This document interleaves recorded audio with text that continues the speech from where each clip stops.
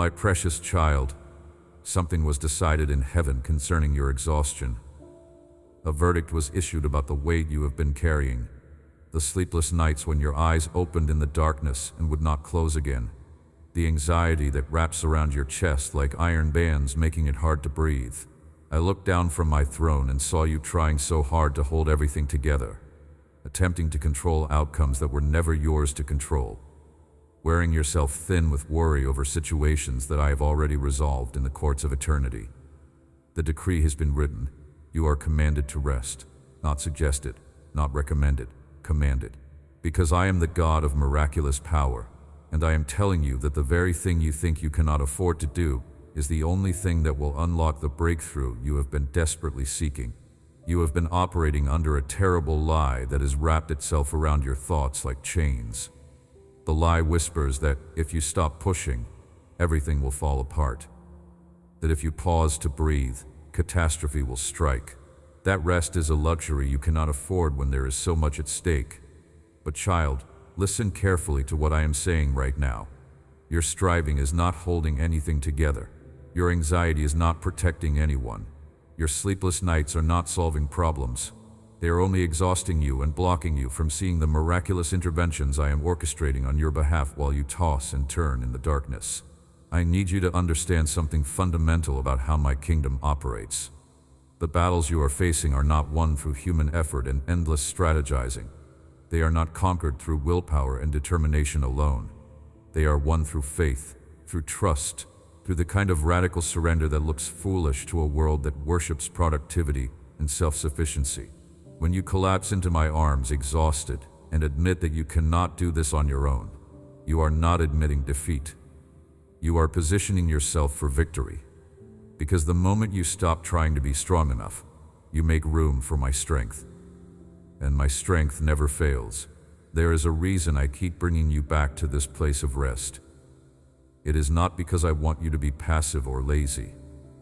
It is because I know that you cannot carry what you have been trying to carry. The human frame was never designed to bear the weight of outcomes and control over other people's choices.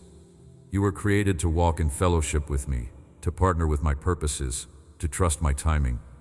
But you cannot do any of that when you are running on empty, when anxiety has depleted your emotional reserves, when you are making decisions from a place of fear rather than faith. So I am intervening.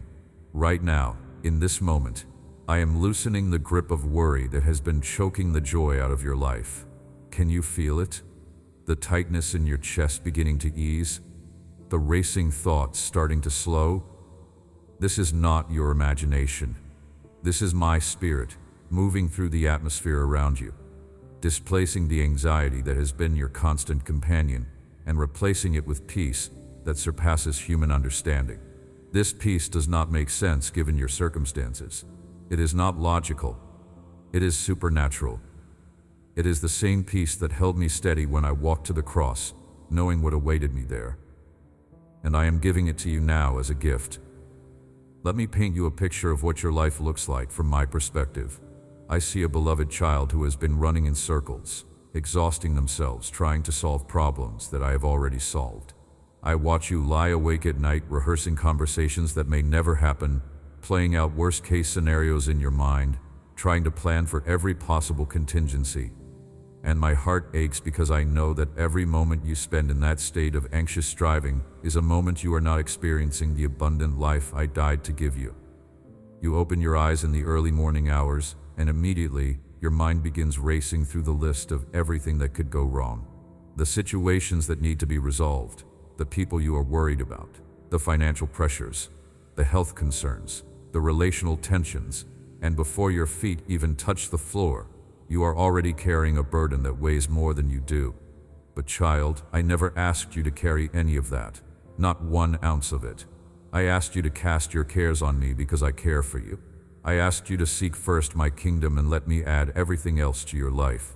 I promised that if you would trust me with your burdens, I would give you rest. But instead, you have been trying to be your own savior, trying to be strong enough, wise enough, capable enough to handle everything on your own.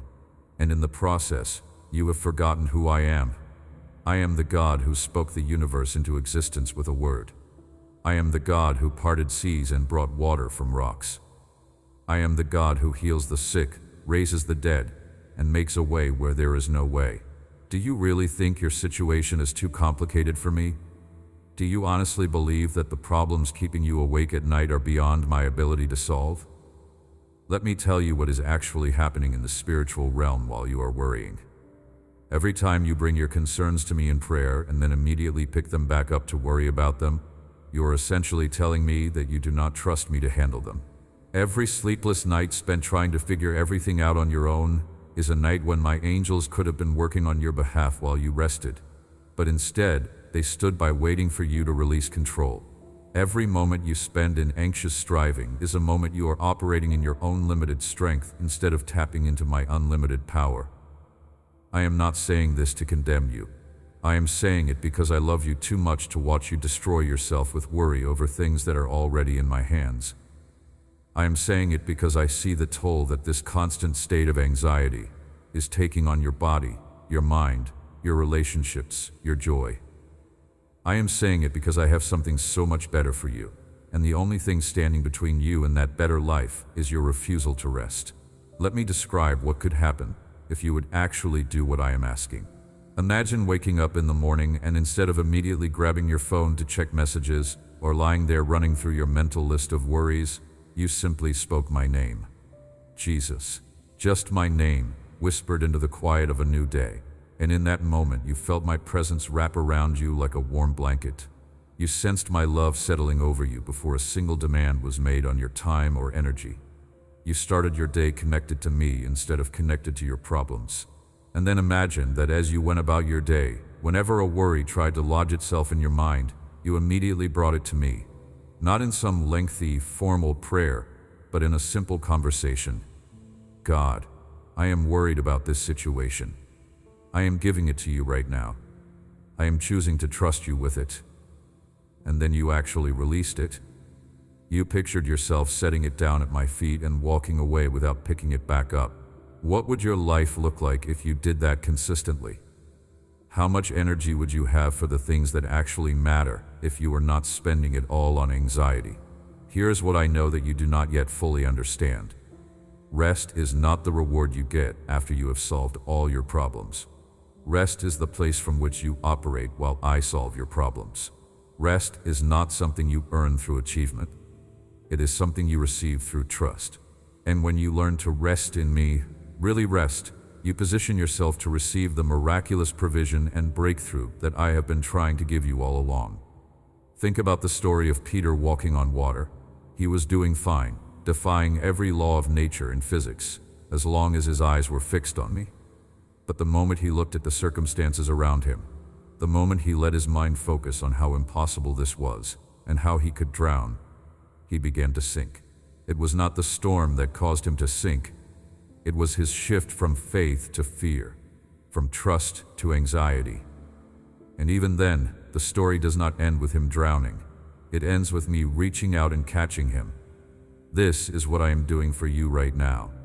You have been sinking because you took your eyes off me and focused on the storm. You have been going under because you shifted from faith into fear. But I am reaching out my hand to catch you. I am lifting you up. I am speaking peace to the storm that has been battering you. And I'm inviting you to keep your eyes fixed on me so that you can walk on water again. Not because you are strong enough or capable enough, but because I am. I want to address something specific that I see happening in your life. You have developed a pattern of trying to control outcomes because you are terrified of what might happen if you let go. There are people you love whose choices worry you. There are situations that could go in directions you do not want them to go. There are possibilities that frighten you when you think about them in the quiet hours of the night. And so you have appointed yourself as the guardian who must stay vigilant, must stay alert, must never rest because something terrible might happen if you do. But child, I need you to hear this. Your vigilance is not protecting anyone. Your anxiety is not preventing disasters. Your constant state of readiness to intervene or control or manage is not keeping the people you love safe. Only I can do that. And I am doing it whether you rest or not. The difference is that when you rest in me, you get to experience peace while I work. When you refuse to rest, you experience torment while I work anyway. The outcome is the same, but your experience of the journey is completely different. Let me be specific about what I am asking you to release to me right now. Those children you lie awake worrying about at night. I love them more than you do, and I have not stopped working in their lives even when you cannot see evidence of my activity. I have my hand on them. I am orchestrating circumstances. I am positioning people to speak truth into their lives at precisely the right moment. I am allowing them to face the consequences they need to face in order to grow, and I am protecting them from the destruction the enemy intended. You do not need to lose sleep over them. You need to pray for them and then trust me with them. That financial pressure that wakes you up at 3 in the morning. I am your provider, and I have never once failed to meet the needs of my children who trust me. Not once in all of history. I fed millions in the wilderness with bread from heaven. I multiplied loaves and fish to feed thousands. I sent ravens to feed Elijah. I provided a coin in the mouth of a fish to pay a tax. Do you really think I cannot handle your bills? Do you honestly believe your situation is too difficult for the God who owns the cattle on 1,000 hills? Those relationships that feel broken and beyond repair. I am the God who resurrects dead things. I specialize in hopeless cases. I take what looks like an absolute disaster and turn it into a testimony of my goodness. But I need you to stop trying to force reconciliation in your own strength and timing. I need you to stop rehearsing conversations in your head and strategizing about how to fix people. Your job is to love. My job is to change hearts. And I am far better at my job than you could ever be at trying to do it for me. That health situation that has you terrified every time you notice a new symptom or wait for test results. I am the God who heals. I am the same yesterday, today, and forever. My power has not diminished. My compassion has not faded. And whether I heal you instantly, heal you gradually, or heal you completely when you step into eternity with me, you are going to be whole. You are going to be well. You do not need to live in fear of your own body. You need to trust me with it and steward it wisely while walking in peace. Can you see what I am doing here? I am going through the specific worries that have been tormenting you and speaking my truth over every single one of them, because these are not vague, nameless anxieties floating around in your mind. These are specific concerns that feel overwhelming to you. And I want you to know that I see each one. I know about each one. And I have each one covered. Not one has caught me by surprise. Not one is too difficult for me. Not one requires you to lose sleep or peace or joy in order for me to handle it. Now let me tell you what is about to happen as you choose to rest in me. First, your perspective is going to shift. Things that felt like mountains yesterday are going to look like molehills today. Situations that seemed impossible are going to reveal solutions you could not see before because anxiety was blocking your vision.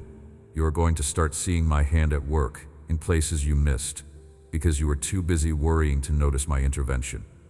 Second, your energy is going to return. Right now, you are exhausted because anxiety is one of the most depleting emotions a human being can experience.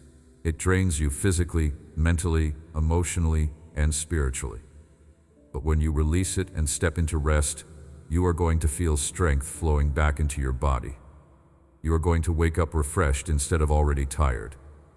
You are going to have emotional reserves to handle the actual challenges that come your way, instead of having already spent all your resources on imaginary worst-case scenarios.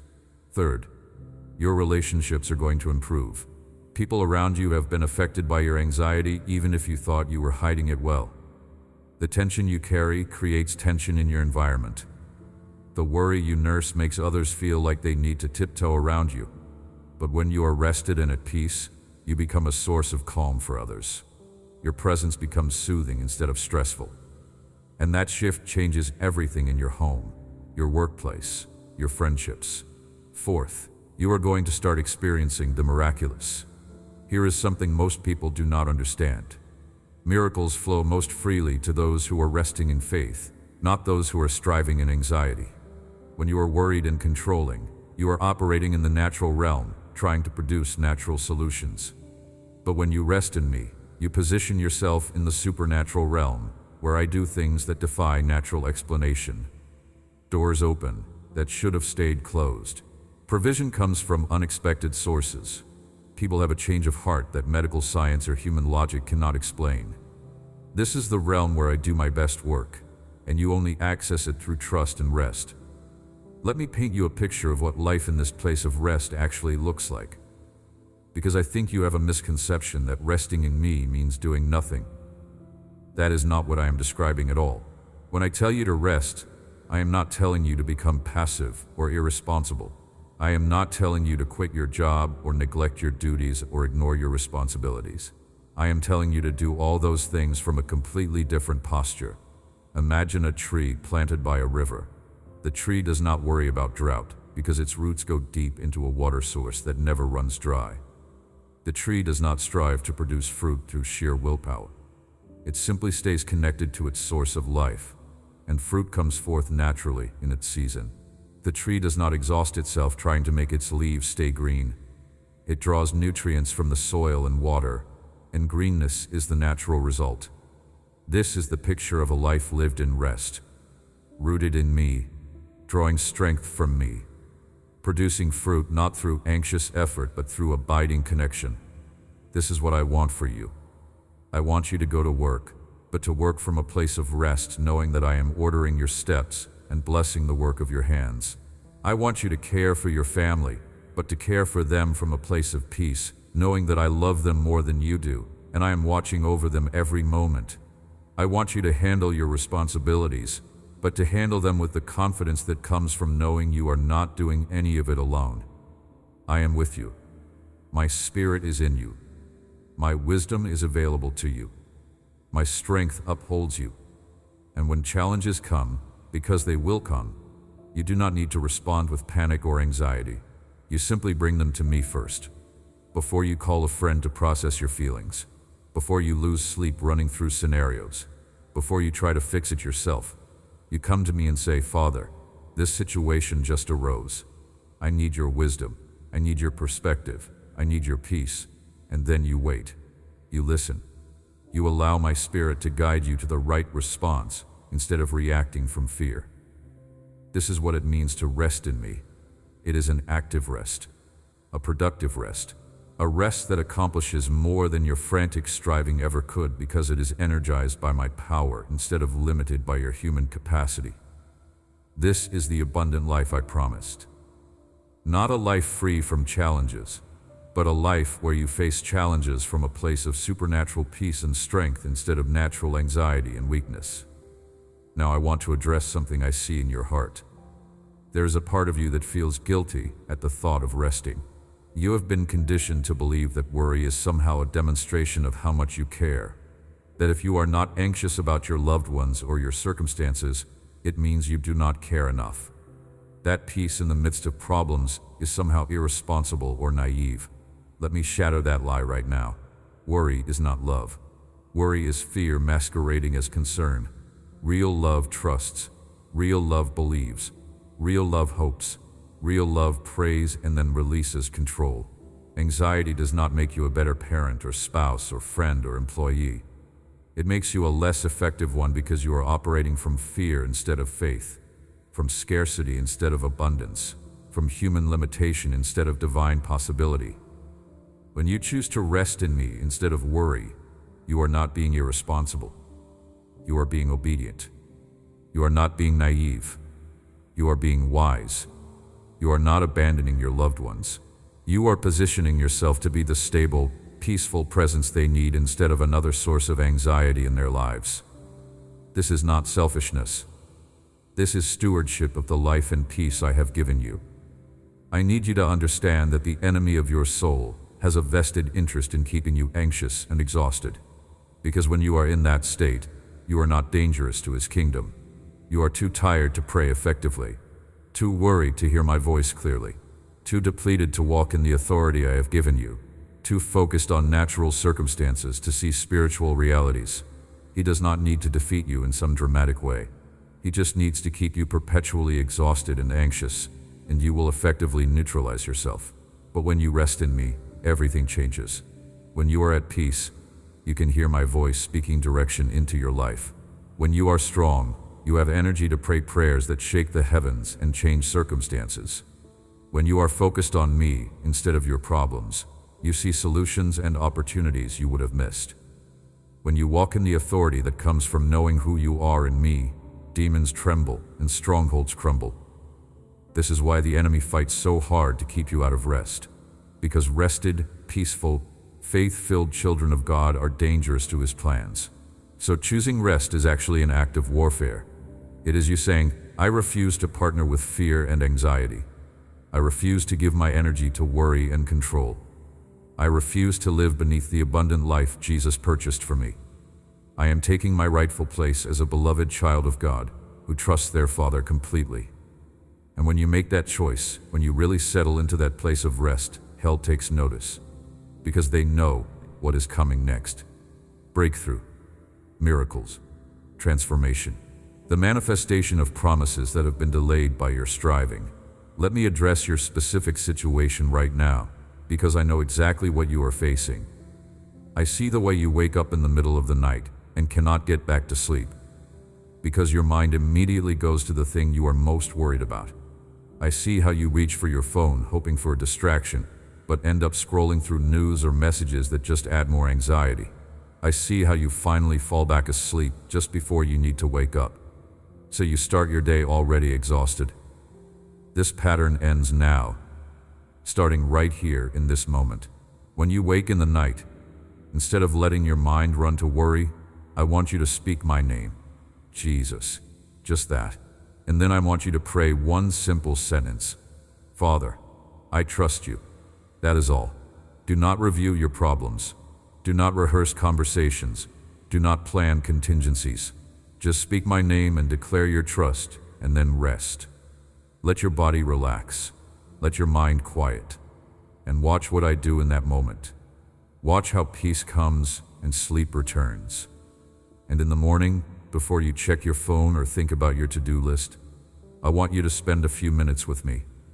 Not out of obligation, not rushing through a religious routine so you can check it off your list, but actually connecting with me. Talking to me like you would talk to someone you love, telling me what you are feeling, asking me what I want to say to you, listening for my voice in the quiet. This simple practice, consistently applied, will revolutionize your life. Because it establishes me as the foundation of your day instead of making me an afterthought. It positions you to draw from my strength instead of trying to manufacture your own. It connects you to the source of peace before anxiety has a chance to take root. And it reminds you of the truth that sets you free. You are not navigating this life alone. I am with you, always. I also need to talk to you about the people in your life whose behavior and choices have been a source of tremendous anxiety for you. You have been trying so hard to control outcomes, to steer them away from mistakes, to protect them from consequences. And it is tearing you apart because you cannot actually control another person no matter how much you love them or how badly you want to. Here is what I need you to understand. Those people you are worried about, I love them infinitely more than you do. I love them with a perfect love that knows exactly what they need and exactly how to reach them. I am not wringing my hands in heaven worried about their choices. I am strategically allowing them to face exactly what they need to face in order to bring them to a place of surrender and transformation. And your anxiety is not helping them. It is just torturing you. Your job is not to control them. Your job is to love them, pray for them, set healthy boundaries with them if necessary, and trust me with them. Period. That is the full extent of your responsibility. And when you release them into my care, when you stop trying to be their savior and remember that I am their savior, something remarkable happens. First, you find peace. Second, I can work more freely in their lives because you are not interfering with what I am trying to do. Sometimes my children need to hit bottom in order to look up. Sometimes they need to face the full weight of their choices in order to be motivated to make different ones. Sometimes they need to exhaust every other option before they are willing to try my way. And if you keep trying to cushion every fall and rescue them from every consequence, you are actually preventing the very thing that would bring them to breakthrough. I know that sounds harsh. I know it feels unloving to step back and let someone you care about struggle. But sometimes the most loving thing you can do is release them to me and trust me to do what is necessary. This does not mean you stop caring. It does not mean you cut them off or give up on them. It means you shift from trying to control their journey to simply walking alongside them with love while I work. It means you replace anxiety with intercession. Instead of lying awake worrying about them, you pray for them, and then sleep in peace, knowing I am at work. Instead of constantly trying to fix or change them, you love them where they are while trusting me to transform them in my timing. And here is what will happen when you make this shift. You will experience freedom you have not felt in years. The burden you have been carrying that was never yours to carry will lift. Your relationships with these people will actually improve because you are no longer trying to control them, and they are no longer resisting your control. You will have energy for your own life and your own walk with me, instead of pouring it all into trying to manage someone else's. And you will start to see me work in their lives in ways that would never have been possible while you were interfering. I want to speak specifically now about the miraculous power that is available to you when you learn to rest in me instead of strive in anxiety. I am the God of mighty miracles. I am the God who does impossible things. I am the God who specializes in situations where there is no natural solution. But here is what most of my children miss. Miracles flow most freely to those who have learned to rest in faith. Think about the centurion who came to me asking for his servant to be healed. He did not demand that I come to his house. He did not try to control how I would do the miracle. He simply said, "Speak the word, and my servant will be healed." That is rest. That is trust. And I responded to that faith by healing the servant instantly. Now think about Martha when her brother Lazarus was sick. She sent word to me, but she also had opinions about my timing. She told me if I had been there earlier, he would not have died. She was anxious and striving even in her grief. But her sister Mary simply fell at my feet and trusted. And the miracle came. I am not telling you these stories to criticize Martha or make you feel bad if you relate more to her than to Mary or the centurion. I am telling you these stories so you can see the pattern. Faith that rests in me produces miracles. Anxiety that tries to control outcomes limits what I can do. Not because I am limited, but because anxiety keeps you operating in the natural realm, where you can only see natural possibilities. Faith moves you into the supernatural realm where I do immeasurably more than you could ask or imagine. So when you are facing an impossible situation, the most powerful thing you can do is bring it to me and rest. Tell me what you need. Ask me to intervene. Declare your trust in my power and goodness, and then release it. Stop checking constantly to see if anything has changed. Stop trying to force doors open. Stop manipulating circumstances. Just rest in the absolute certainty that I heard your prayer and I am moving on your behalf, and the answer is already on its way, even if you cannot see it yet. Let me tell you about a woman who understood this principle better than almost anyone. Her name was Hannah, and she desperately wanted a child, but could not conceive. Year after year, she prayed. Year after year, she hoped. And year after year, she was disappointed. The pain was crushing. Other people in her life mocked her barrenness. Even her husband, who loved her, could not understand the depth of her grief. She could have spent every moment of every day consumed with anxiety about her situation. She could have tried to control and manipulate circumstances. She could have given up hope entirely and collapsed into bitterness. But instead, she did something remarkable. She went to the temple and poured out her heart to me with such intensity that the priest thought she was drunk. She wept, she prayed, she laid her deepest pain and longing before me, and then she made a vow. If I would give her a son, she would dedicate him to me for his entire life. She was saying, "God, I trust you with this situation. I trust you with the answer. I trust you with the outcome, even if it costs me everything." And then, here's the key. She got up from that place of prayer, and her face was no longer downcast. She went and ate, and she was not sad anymore. What changed? Her circumstances had not changed. She was still childless. The people who mocked her were still mocking. The years of disappointment were still part of her story. But something shifted inside her when she truly released her burden to me and trusted me with the outcome. She found peace before she saw the answer. She experienced rest in the middle of her impossible situation. And because she positioned herself in that place of faith-filled rest, she was ready to receive when I opened her womb and gave her the son she had prayed for. That son was Samuel, one of the greatest prophets in Israel's history. Do you see the pattern? Hannah's rest did not come after I solved her problem. Her rest came when she truly surrendered it to me and trusted my goodness, regardless of the outcome. And that rest, that faith, that surrender, positioned her to receive the miracle she had been longing for. This is what I am teaching you. Rest first, trust first, surrender first, and watch what I do next.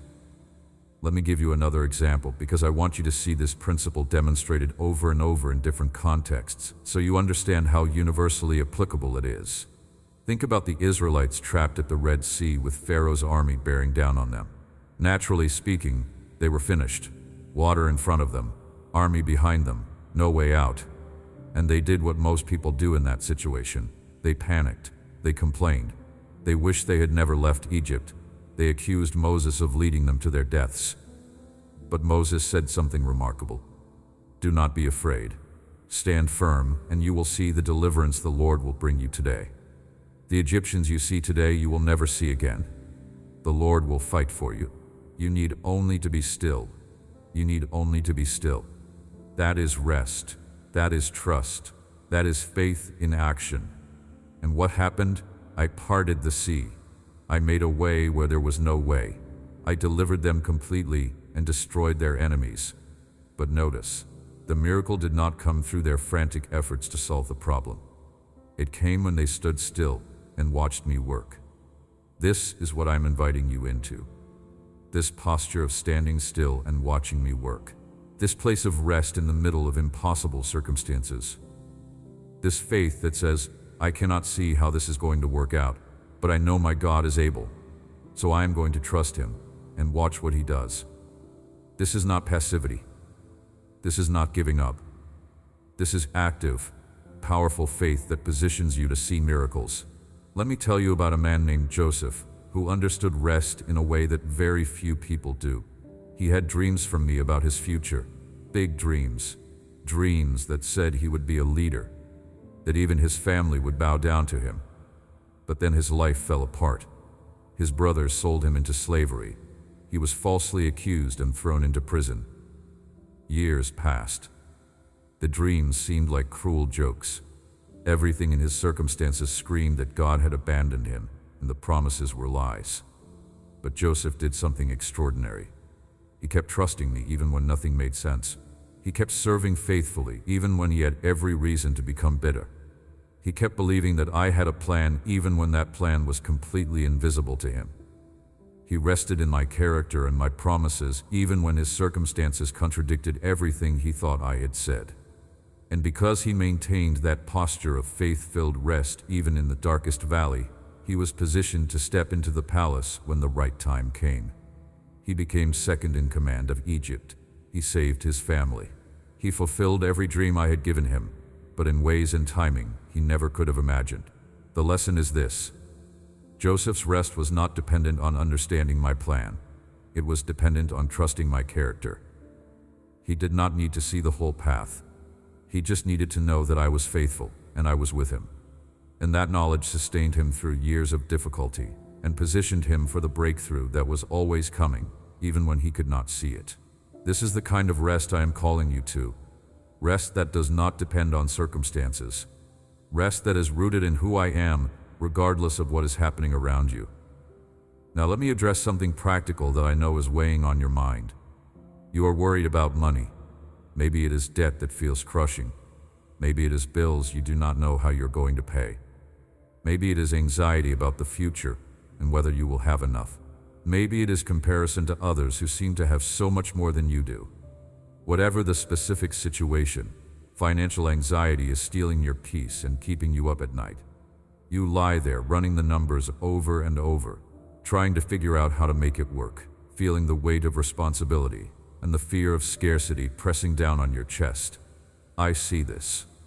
I know exactly what you owe and what you have and what you need. And I am telling you right now, this is an area where you desperately need to learn to rest in me instead of striving in your own strength. Not because financial responsibility does not matter, it absolutely does, but because your anxiety about money is not helping you manage it better. It is just making you miserable and clouding your judgment and preventing you from seeing the provision and opportunities I am trying to bring into your life. Here's what I need you to understand about provision. I am your source, not your job, not your spouse's income, not your investments or your savings account. Me. I am the one who provides. Jobs and income and opportunities are simply the channels through which I deliver my provision to you, but they are not the source. I am. And when you understand that, when you really get it deep in your soul, it changes everything about how you relate to money. When your job is your source, you live in fear of losing it. When I am your source, you can trust that even if you lose one stream of income, I will open another because I am committed to providing for you. When your bank account balance is your source of security, you panic every time it gets low. When I am your source of security, you can walk in peace knowing that the God who feeds the birds and clothes the flowers will certainly take care of you. When money is your source of significance and worth, you constantly compare yourself to others and feel either prideful or inadequate depending on how you measure up. When I am your source of significance and worth, you are free from that trap entirely. So let me be very practical with you about how to rest in me financially. First, do what is wise and responsible. Budget. Work hard. Pay your bills. Be a good steward of what I have given you. I am not asking you to be foolish or irresponsible. I am asking you to do your part faithfully and trust me with the outcomes.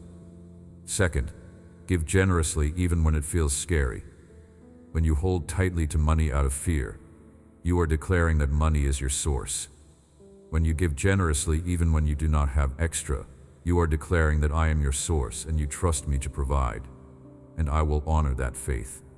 Third, stop comparing yourself to others. Their journey is not your journey. Their provision comes according to my plan for them. Your provision comes according to my plan for you.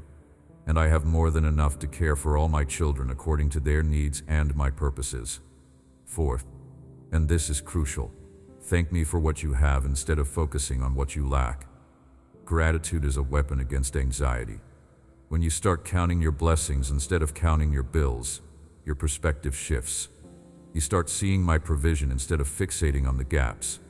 You start operating from abundance instead of scarcity. And that shift opens you up to receive more, because you are no longer operating from a closed, fearful mindset. Fifth, when you do not know how you're going to make it work, tell me specifically what you need, and then watch for my provision. I might provide through expected channels or unexpected ones. I might meet the need immediately or at the last possible moment, but I will provide. I always have. I always will. And your job is to trust me and watch for my hand at work. Let me tell you what happens when you really practice this. You stop lying awake at night running the numbers because you have given the situation to me. You stop that sick feeling in your stomach every time a bill comes because you trust that I am your provider. You stop the comparison game because you are secure in my provision for you specifically. You stop making desperate, fear-based financial decisions and start making wise, peace-filled ones because you are operating from rest instead of panic. And ironically, you often end up in a better financial position because clear-headed, faith-filled financial management is far more effective than anxious, fear-driven financial chaos. But even more than the practical benefits, you experience freedom. Freedom from the tyranny of money. Freedom from the fear of scarcity. Freedom from the endless striving to have more and more. You find contentment. You find peace. You find joy that is not dependent on your bank account balance. And that, child, is priceless. That is the abundant life I promised. Not abundance of money necessarily, though I do want to prosper you, but abundance of peace and joy and contentment regardless of your financial circumstances. Now let me talk to you about your health. because I know this is another major source of anxiety for you. Maybe you are dealing with a chronic condition that never seems to get better. Maybe you are waiting for test results that have you terrified. Maybe you keep noticing symptoms that make you worry something is seriously wrong. Maybe you are just generally anxious about your body and health in a way that steals your peace constantly. Whatever the specific situation, health anxiety is real, and it is consuming mental and emotional energy that you need for other things. Here's what I want you to know. I am the God who heals. I created your body with remarkable ability to heal itself when given what it needs. I am fully aware of every cell, every system, every process happening in your physical body right now. Nothing is hidden from me. Nothing surprises me. And I care deeply about your physical well-being. I am not indifferent to your pain or your fear. I am not unconcerned about your health. I am intimately involved in every aspect of your life, including your physical body. But I also need you to understand something important. Your health anxiety is not helping you be healthier. In fact, it is probably making things worse. Chronic anxiety and stress wreak havoc on your physical body. They suppress your immune system. They raise your blood pressure. They disrupt your sleep. They trigger inflammation. They mess with your digestion. They create tension that manifests as physical pain. So when you are constantly anxious about your health, you are actually making yourself less healthy. The very thing you fear, declining health, is being accelerated by your fear of it. This is why you must learn to rest in me regarding your physical body. You need to steward your health wisely. Eat nutritious food. Move your body. Get adequate sleep. See doctors when necessary. Take prescribed medications. Do what is wise and responsible. But then release the outcomes to me. Trust that I am watching over you. Trust that I have good plans for you. Trust that whether I heal you instantly, gradually, or ultimately in eternity, you are going to be okay because I am with you. And here's something that might surprise you. Sometimes the health issue you are facing is not primarily a physical problem that needs a physical solution. Sometimes it is a spiritual or emotional issue that is manifesting physically. Unresolved bitterness that is creating physical tension. Unforgiveness that is manifesting as chronic pain. Anxiety that is showing up as digestive issues. Grief that is suppressing your immune system. Stress that is causing headaches and muscle tension. And in those cases, the path to physical healing goes through emotional and spiritual healing. You need to bring the root issue to me. Allow me to heal your heart and your soul, and watch how your body responds when the spiritual burden is lifted. I am not saying that all health issues are emotional or spiritual. Sometimes bodies just malfunction because we live in a fallen world and things break. Sometimes you need medical intervention, and I work through doctors and medicine as surely as I work through any other means. But I am saying that you need to bring the whole situation to me, physical and emotional and spiritual, and trust me to show you what is needed and to provide healing in whatever form is best for your particular situation. Let me also speak to those of you who are caring for someone else who is sick. Maybe it is a parent who is aging and declining. Maybe it is a child with special needs. Maybe it is a spouse battling a serious illness. The weight of caregiving is enormous. The emotional toll is crushing. The physical exhaustion is real. The grief of watching someone you love suffer is almost unbearable.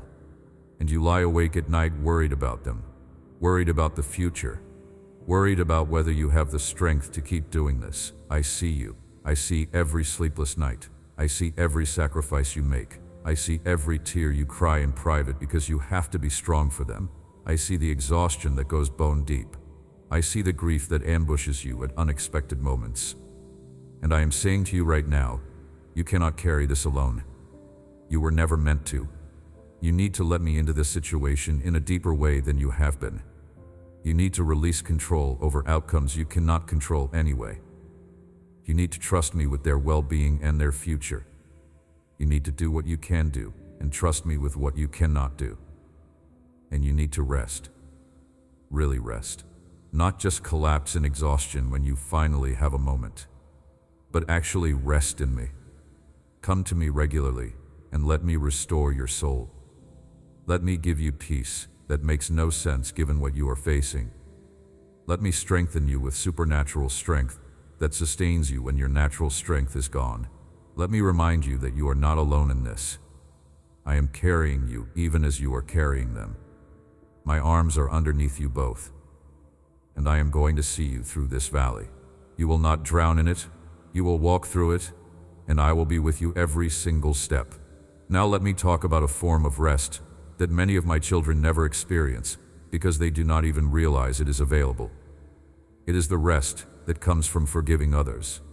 You are carrying so much weight from things that have been done to you: betrayals, rejections, injustices, words spoken in cruelty that wounded your soul, actions taken that damaged your life, and you have every right to be hurt, every right to be angry.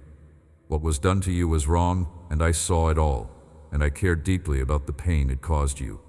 But child, holding on to that hurt and anger and resentment is destroying you. Not them, you. They may not even know or care that you are still carrying this. They may have moved on with their lives completely unaffected by your ongoing pain. But you are being eaten alive by bitterness. It is poisoning your joy. It is stealing your peace. It is affecting your health. It is damaging your other relationships. It is keeping you trapped in the past instead of free to move forward into the future I have for you. And I am telling you that you need to release it. Not because they deserve your forgiveness, but because you deserve to be free. Forgiveness is not saying that what they did was okay. It was not okay. Forgiveness is not pretending it did not hurt. It hurt deeply.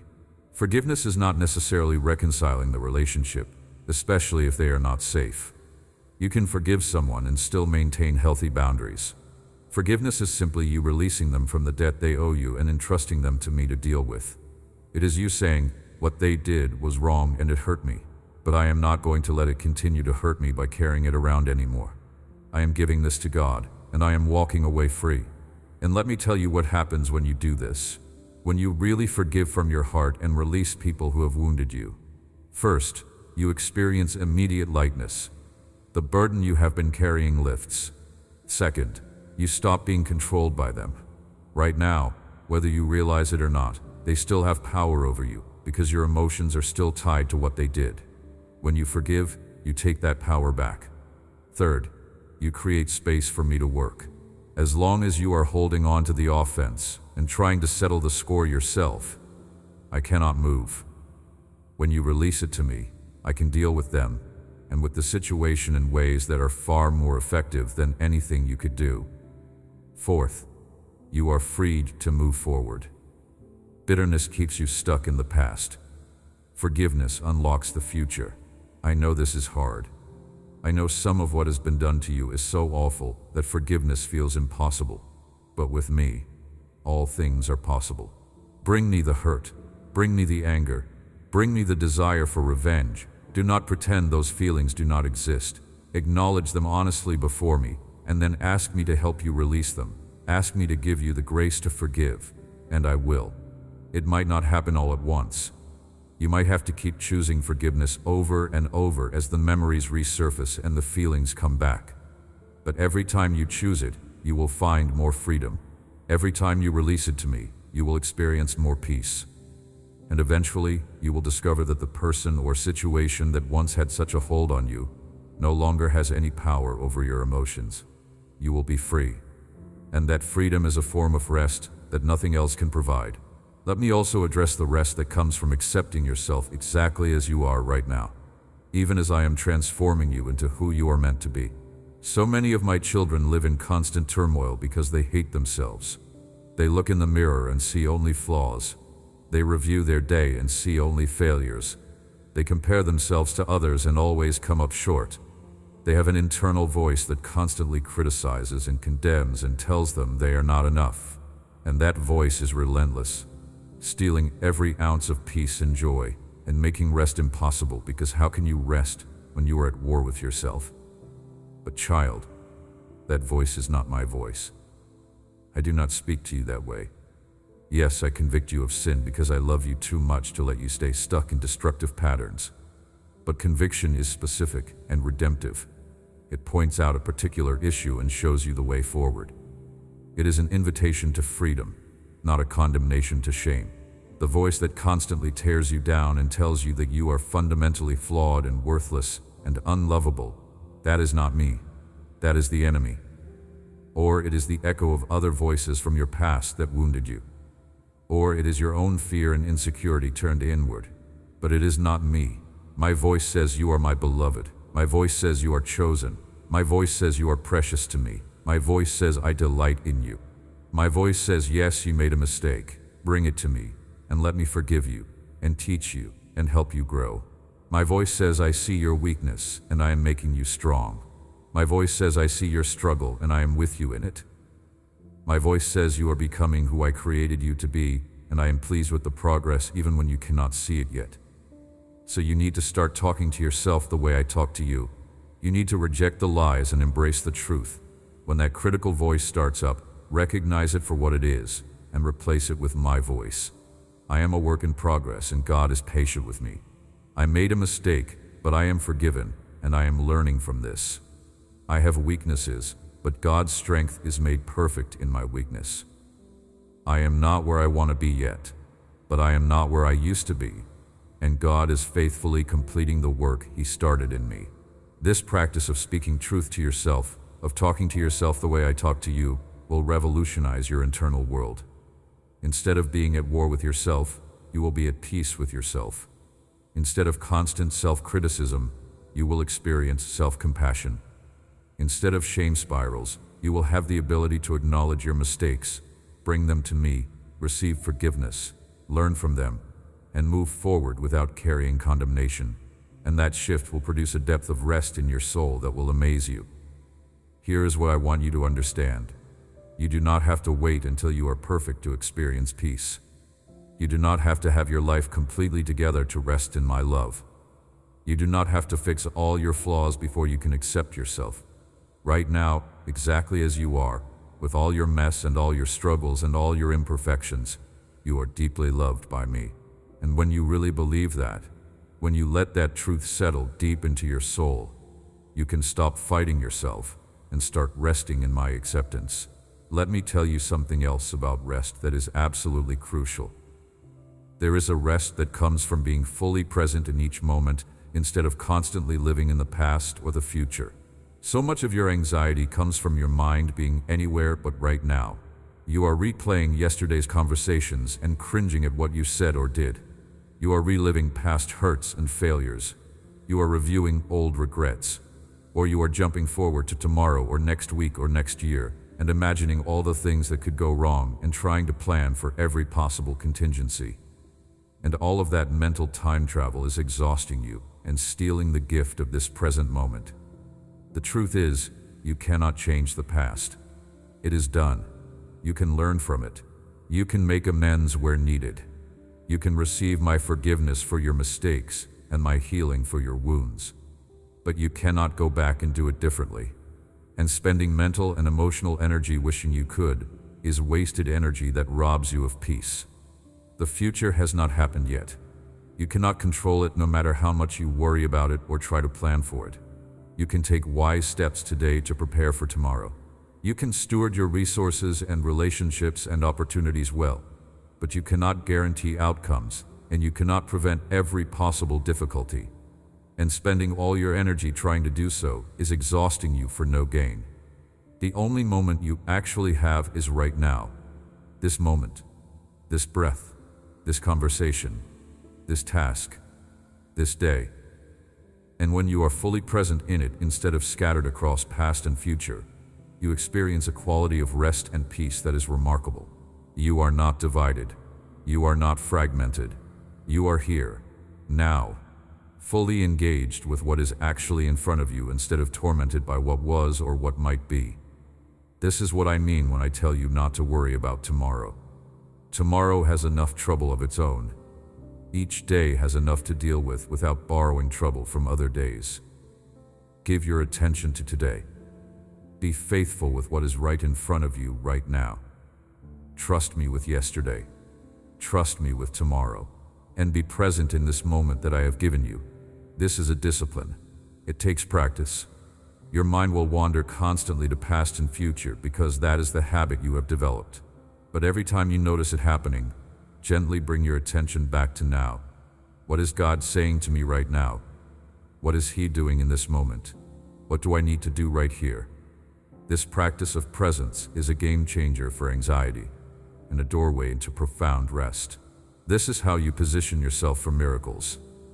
Not through worry, not through striving, not through trying to figure out how I am going to do what only I can do, but through rest, through trust, through the kind of peace that makes no sense to people who do not know me, but makes perfect sense to those who do. Because we know that our God is able. We know that nothing is too difficult for Him. We know that He loves us and has good plans for us, and that knowledge produces rest even in the middle of storms. I want you to think about my time in the Garden of Gethsemane. I was facing the most difficult hours of my earthly life. I knew what was coming. I knew the physical agony, the spiritual weight, the betrayal, the mockery, the injustice. And yes, I felt the weight of it. I prayed so intensely that my sweat became like drops of blood. But even in that moment, even facing the cross, I ended my prayer with these words, "Not my will, but yours be done." And then I got up and walked toward the cross in peace. I did not spend the night trying to figure out how to avoid it. I did not waste energy on anxiety about things I could not change. I brought my human distress to my Father. I surrendered my will to His, and then I rested in the certainty of His plan, even though it was going to be excruciatingly difficult. And because I did that, because I went to the cross in a posture of trust rather than terror, I was able to accomplish the very purpose for which I came. I was able to purchase your freedom. I was able to destroy death. I was able to make a way for you to come home. This is the power of rest even in the hardest moments. It does not eliminate the difficulty, but it changes how you walk through it. It does not mean you feel no emotions, but it means those emotions do not control you. It does not mean you understand everything, but it means you trust the one who does. And that trust, that rest, that surrender, it positions you to see victory on the other side of the battle. Now let me speak to you about the supernatural power that flows when you learn to rest in my arms. You have been trying to solve your problems with human wisdom and human effort. You have been strategizing and planning and working so hard to make things happen. And there is a place for wisdom and diligence and faithful work. I am not opposed to those things. But what you have been missing is the dimension of my miraculous power that is only accessed through rest and faith. When you are striving and controlling and operating entirely in your own strength, you limit yourself to what is humanly possible. You can achieve whatever your natural abilities and resources allow. And that might be significant. You might be very talented and capable, but you will never exceed the boundaries of what is naturally achievable when you are operating purely in the natural realm. And child, I did not save you and call you and fill you with my Spirit so that you could live a merely natural life. I saved you for the supernatural. I called you to walk in power that defies natural explanation. I filled you with my Spirit so that you could do things that are impossible in human strength. But here is the key. Supernatural power flows through surrender, not through striving. Miracles happen through faith, not through human effort. The impossible becomes possible when you stop trying to make it happen yourself and you rest in my ability to do what you cannot do. This goes against everything the world has taught you. The world says if you want something, you have to make it happen. You have to work harder. You have to be smarter. You have to outperform everyone else. But my kingdom operates on completely different principles. In my kingdom, the first are last and the last are first. In my kingdom, strength is perfected in weakness. In my kingdom, the way up is down. And in my kingdom, power flows through surrender. Think about what I told Paul when he kept asking me to remove his thorn in the flesh. I said, "My grace is sufficient for you, for my power is made perfect in weakness." And Paul's response was remarkable. He said, "Therefore I will boast all the more gladly about my weaknesses, so that Christ's power may rest on me. For when I am weak, then I am strong." Do you understand what he was saying? He discovered that his weakness was not a liability. It was an invitation for my power to show up. When he stopped trying to be strong enough on his own and admitted his weakness, my strength filled the gap. And he accomplished more through that partnership with my power than he ever could have accomplished in his own strength. This is what I am trying to teach you about rest. When you rest in me, when you admit that you are not strong enough or wise enough or capable enough to handle everything on your own, you are not admitting defeat. You are positioning yourself for my power to demonstrate itself through you. You are creating space for the supernatural. You are opening the door for miracles. And suddenly things start happening that you know, beyond any doubt, you did not make happen. Doors open that were locked. Provision comes from sources you never anticipated. People's hearts change in ways that human persuasion could never accomplish. Circumstances shift in your favor without any natural explanation, and you stand in awe knowing that this was God, not you. This is the life I am calling you to, a life where my power is on display through your weakness, a life where miracles are normal because you have learned to rest in me instead of strive in yourself. A life where the impossible becomes possible on a regular basis because you are partnering with the God for whom nothing is impossible. But you will never step into this life as long as you are trying to be your own source of strength. You have to come to the end of yourself. You have to admit your limitations. You have to surrender control. You have to rest. Let me tell you what I see when I look at your future as you learn to walk in this rest. I see you speaking words over situations and watching those situations change because my authority is backing your words. I see you praying for people and watching them experience breakthrough because my power is responding to your faith. I see you walking into rooms and the atmosphere shifting because my presence is resting on you. I see you facing giants that would have terrified you before. And instead of running or cowering, you are calm and confident because you know that the battle belongs to me and I have never lost a battle. I see resources flowing to you that you did not work for because I am your provider, and I delight in surprising my children with my generosity. I see relationships being restored that seemed beyond hope because I am the God who resurrects dead things. I see your health improving as you release stress and walk in my peace. I see your mind becoming sharper and your creativity increasing because you are no longer depleted by constant anxiety.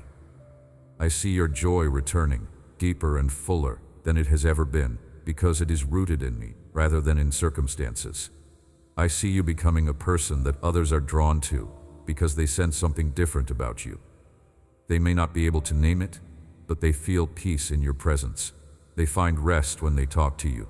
They experience hope when they hear your story, and many of them will ask what changed in your life, and you will be able to tell them about me, about how I invited you to rest when you were exhausted and overwhelmed, about how you finally said yes and stepped into my arms, about how everything shifted when you stopped trying to control your life and started trusting me with it, and your testimony will give them faith that they can experience the same transformation. This is bigger than you. This is about my kingdom advancing through your surrendered life. This is about people encountering me through your example of what it looks like to trust God completely. This is about a world that is drowning in anxiety, seeing a living demonstration that there is another way, and you get to be part of that. Not because you have it all figured out or because you never struggle, but because you have learned to run to me when you do struggle, instead of trying to handle it all on your own. Let me speak now about the practical rhythms that will help you maintain this rest that I am giving you. Because I know that receiving this word right now is one thing, but living it out consistently is another. You need practical practices that will keep you anchored in rest even when life gets chaotic. Let me give you a framework that you can return to again and again. First, start each day with me before you start it with anything else. Before you check your phone. Before you think about your to-do list. Before you even get out of bed if possible. Just a few minutes of connection. Speak my name. Thank me for the new day. Ask me to guide your steps. Invite my spirit to lead you. Tell me you trust me with whatever this day holds. This simple practice sets the trajectory for your entire day. You are starting connected to me instead of starting disconnected and trying to find me later when you are already overwhelmed. Second, practice bringing me into moments throughout your day. Not just during designated prayer times, but constantly. When worry starts to rise, immediately talk to me about it. When you face a decision, ask me for wisdom right then. When you see something beautiful, thank me for it. When you encounter difficulty, invite me into it. When you feel joy, share it with me. This running conversation with me throughout your day keeps you tethered to the source of peace instead of drifting into anxiety. Third, create space for silence and solitude regularly. I know your life is busy. I know you have responsibilities and people depending on you. But you need time alone with me where you are not asking me for anything or telling me anything. You are just being with me, sitting in my presence, listening for my voice, allowing my love to minister to your soul. This is not wasted time. This is the most productive time you can spend because it is where your soul gets nourished and your strength gets renewed. Fourth, be ruthless about protecting your peace. There are things in your life that are stealing your rest and they need to go. Maybe it is certain relationships that drain you and add nothing. Maybe it is commitments you said yes to out of obligation, but that do not align with my calling on your life. Maybe it is media consumption that fills your mind with anxiety and negativity. Maybe it is habits that seem harmless but are actually keeping you from intimacy with me. I am not asking you to be legalistic. I am asking you to be intentional. What is robbing you of the peace I died to give you? And are you willing to eliminate it even if it costs you something? Fifth, surround yourself with people who build your faith instead of feed your fear. You cannot control everyone in your life, but you can be intentional about who you give access to your heart and your time. Find friends who will pray with you when you are worried instead of just worry with you. Connect with people who speak truth when you are spiraling instead of joining you in the spiral. Be part of a community that points you to me when you are struggling instead of encouraging you to rely on yourself. You become like the people you spend the most time with. Make sure you are spending time with people who are helping you grow in faith and trust, not people who reinforce anxiety and control. Sixth, celebrate progress instead of demanding perfection. You are going to have days when you fall back into old patterns of anxiety and striving. That does not mean you failed. It means you are human and you are learning. Do not beat yourself up when you struggle. Just notice what happened, bring it back to me, receive my grace, and keep moving forward. And celebrate the victories. When you catch yourself starting to worry and you choose trust instead, that is huge. Acknowledge it. Thank me for helping you. Let it build your confidence that change really is happening, even if it is slower than you would like. Finally, remember that rest is not a destination you arrive at once and for all. It is a posture you return to again and again throughout your life. There will be seasons when rest comes easily, and seasons when you have to fight for it. There will be days when you wake up at peace, and days when you wake up anxious. The goal is not to never struggle. The goal is to know where to go when you do struggle, and that place is my arms, every single time. No matter how many times you need to come, no matter how many times you fall back into worry and have to surrender it again, come to me, let me hold you, let me remind you of truth, let me give you peace that defies your circumstances. This is the relationship I want with you, not you perfectly performing rest, but you constantly returning to the source of rest when you realize you have lost it. Child, can you feel the shift that is happening in your soul right now? Can you sense the release of burdens you have been carrying? Can you notice the peace that is settling over you even as you are reading these words? This is not your imagination. This is my spirit at work in you. This is me loosening the grip of anxiety and replacing it with rest. This is the beginning of the transformation I have been promising. You are not going to leave this encounter the same as you came in. Something has shifted. The old way of exhausting yourself with worry and striving is losing its power over you. A new way is opening up. A way of trust and rest and partnership with me. And as you walk forward from this moment, you are going to notice the difference. Situations that would have sent you into a tailspin before will not have the same effect. Worries that would have kept you up at night before will be easier to release. Control you would have clung to before will be easier to surrender, because you have tasted what rest in me actually feels like. And now that you know it is possible, you are going to want it more than you want the false sense of control that striving provides. This is your new normal. Not perfection, not the absence of challenges, but a deep, abiding peace that sustains you through whatever comes, a trust that runs deeper than your circumstances, a rest that is rooted in my character rather than dependent on your comfort. This is what I have for you. This is what I am giving you right now. Receive it. Embrace it. Step into it fully. Your life is about to change in the most beautiful ways, not because you figured out how to make it happen, but because you finally stopped trying to make it happen, and you let me do what only I can do. Let me tell you one more thing before we close this time together. I want you to understand the scope of what is about to shift in your life. This decision to rest in me is not just going to affect you personally. It is going to create a ripple effect that touches every area of your life and everyone connected to you. When you are at rest, when you are walking in my peace, you become a completely different presence in the world. Not in your core identity, but in how you show up in every situation. Your family is going to notice the difference first. Instead of coming home tense and irritable from carrying the weight of the world, you are going to come home peaceful. Instead of snapping at your loved ones because you are operating from an empty tank, you are going to have patience and kindness to offer because your tank is constantly being refilled by me. Your children are going to see what it looks like to trust God instead of being consumed by worry, and they are going to carry that example with them for the rest of their lives. Your spouse is going to experience the gift of being in relationship with someone who is not controlled by anxiety, and your connection is going to deepen in ways you cannot imagine right now. Your work is going to improve dramatically, not because you are suddenly going to work longer hours or push yourself harder, but because you are going to work from a place of clarity and peace instead of from panic and overwhelm. You are going to make better decisions because your mind is clear. You are going to be more creative because creativity flows when there is space, and anxiety leaves no space for creative thinking. You are going to be more productive because you are not wasting energy on worry. You are going to be a better leader, a better team member, a better employee or employer, because people naturally respond to peace and are repelled by anxiety. Your physical body is going to improve in ways that will surprise you. Chronic tension that you thought was just part of who you are is going to release as you release anxiety. Sleep that has been elusive for so long is going to come more easily. Digestion that has been problematic is going to settle down.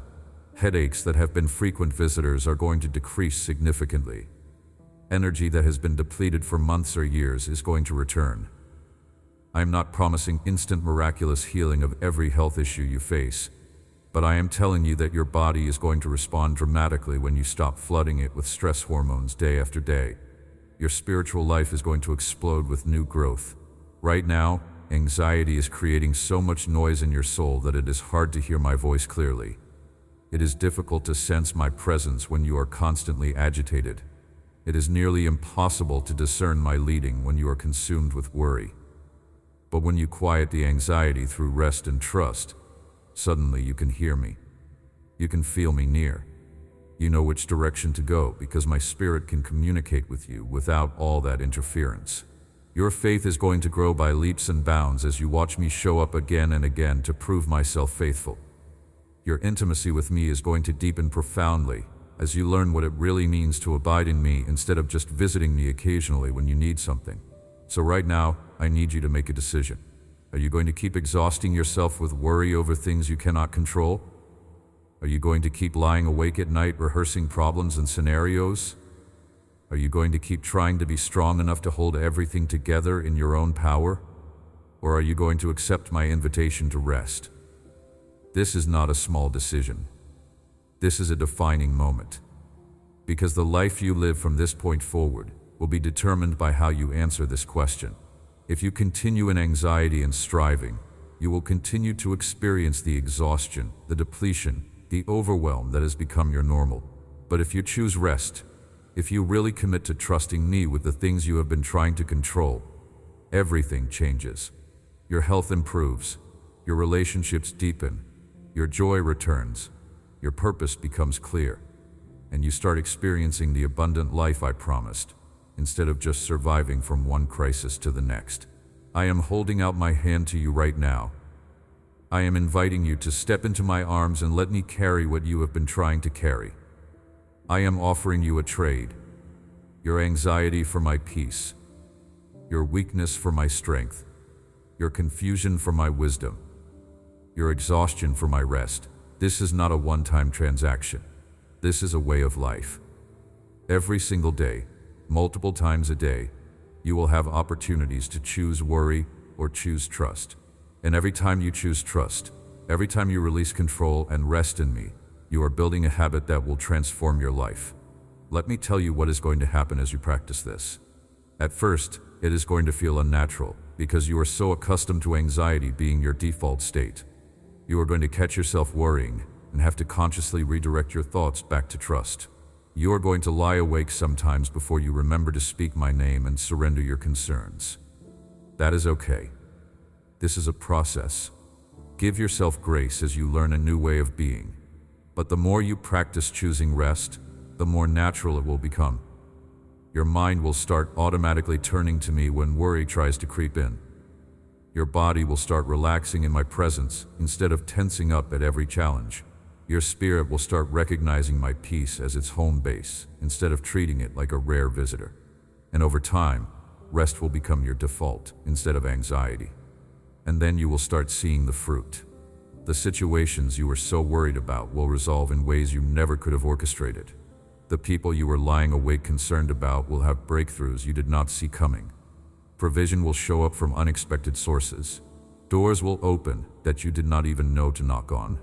Healing will come, restoration will happen, and you will look back and realize that all the time you spent worrying was wasted because I was working the entire time and none of your anxiety contributed anything to the outcome.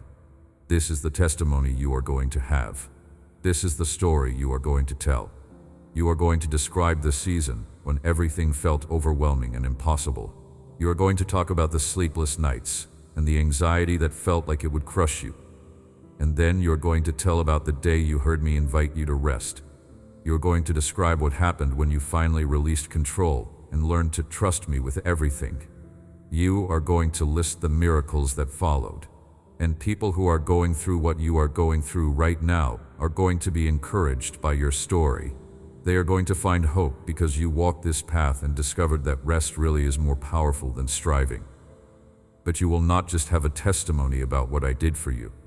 You will have a testimony about who you became through the process. Because learning to rest in me transforms you at the deepest level.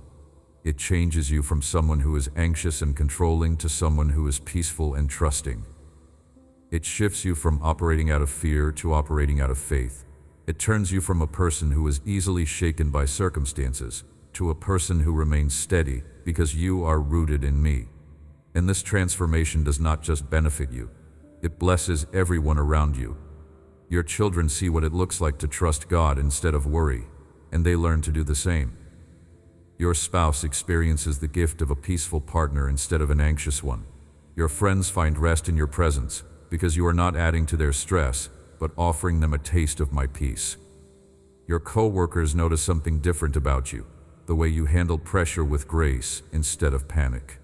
And all of that becomes a witness to my goodness and faithfulness. This is my will for you. Not just that you experience rest personally, though I deeply desire that for you, but that you become a carrier of rest to others. That your life becomes a demonstration of what happens when someone really trusts me. That you become living proof that my promises are true and my power is real. This is the calling on your life. To rest so deeply in me that others are drawn to the peace they see in you and want to know the source. Now let me speak to something practical because I know you need to know how this works in daily life, not just in theory. You have responsibilities. You have a job to do, a family to care for, bills to pay, decisions to make. How do you rest in me while still handling all of that? Let me give you a framework. First thing in the morning, before you do anything else, connect with me. Not a long, complicated prayer if you do not have time for that. Just a simple acknowledgement. Thank you, Jesus. I trust you with this day. Help me walk in your peace and strength. That is enough to set the trajectory for your day. You are starting connected to me instead of starting disconnected and trying to find me later. Throughout the day, when challenges or worries arise, immediately bring them to me in a short conversational prayer. God, I just got this bill and I do not know how I'm going to pay it. I am giving this to you right now. Show me what to do and help me trust your provision. Then let it go. Do what you know to do practically, but release the outcome to me. Do not spend the rest of the day churning on it. When someone you love makes a choice that concerns you, pray for them right then instead of worrying. Father, I am worried about the path they are choosing. I release them into your care.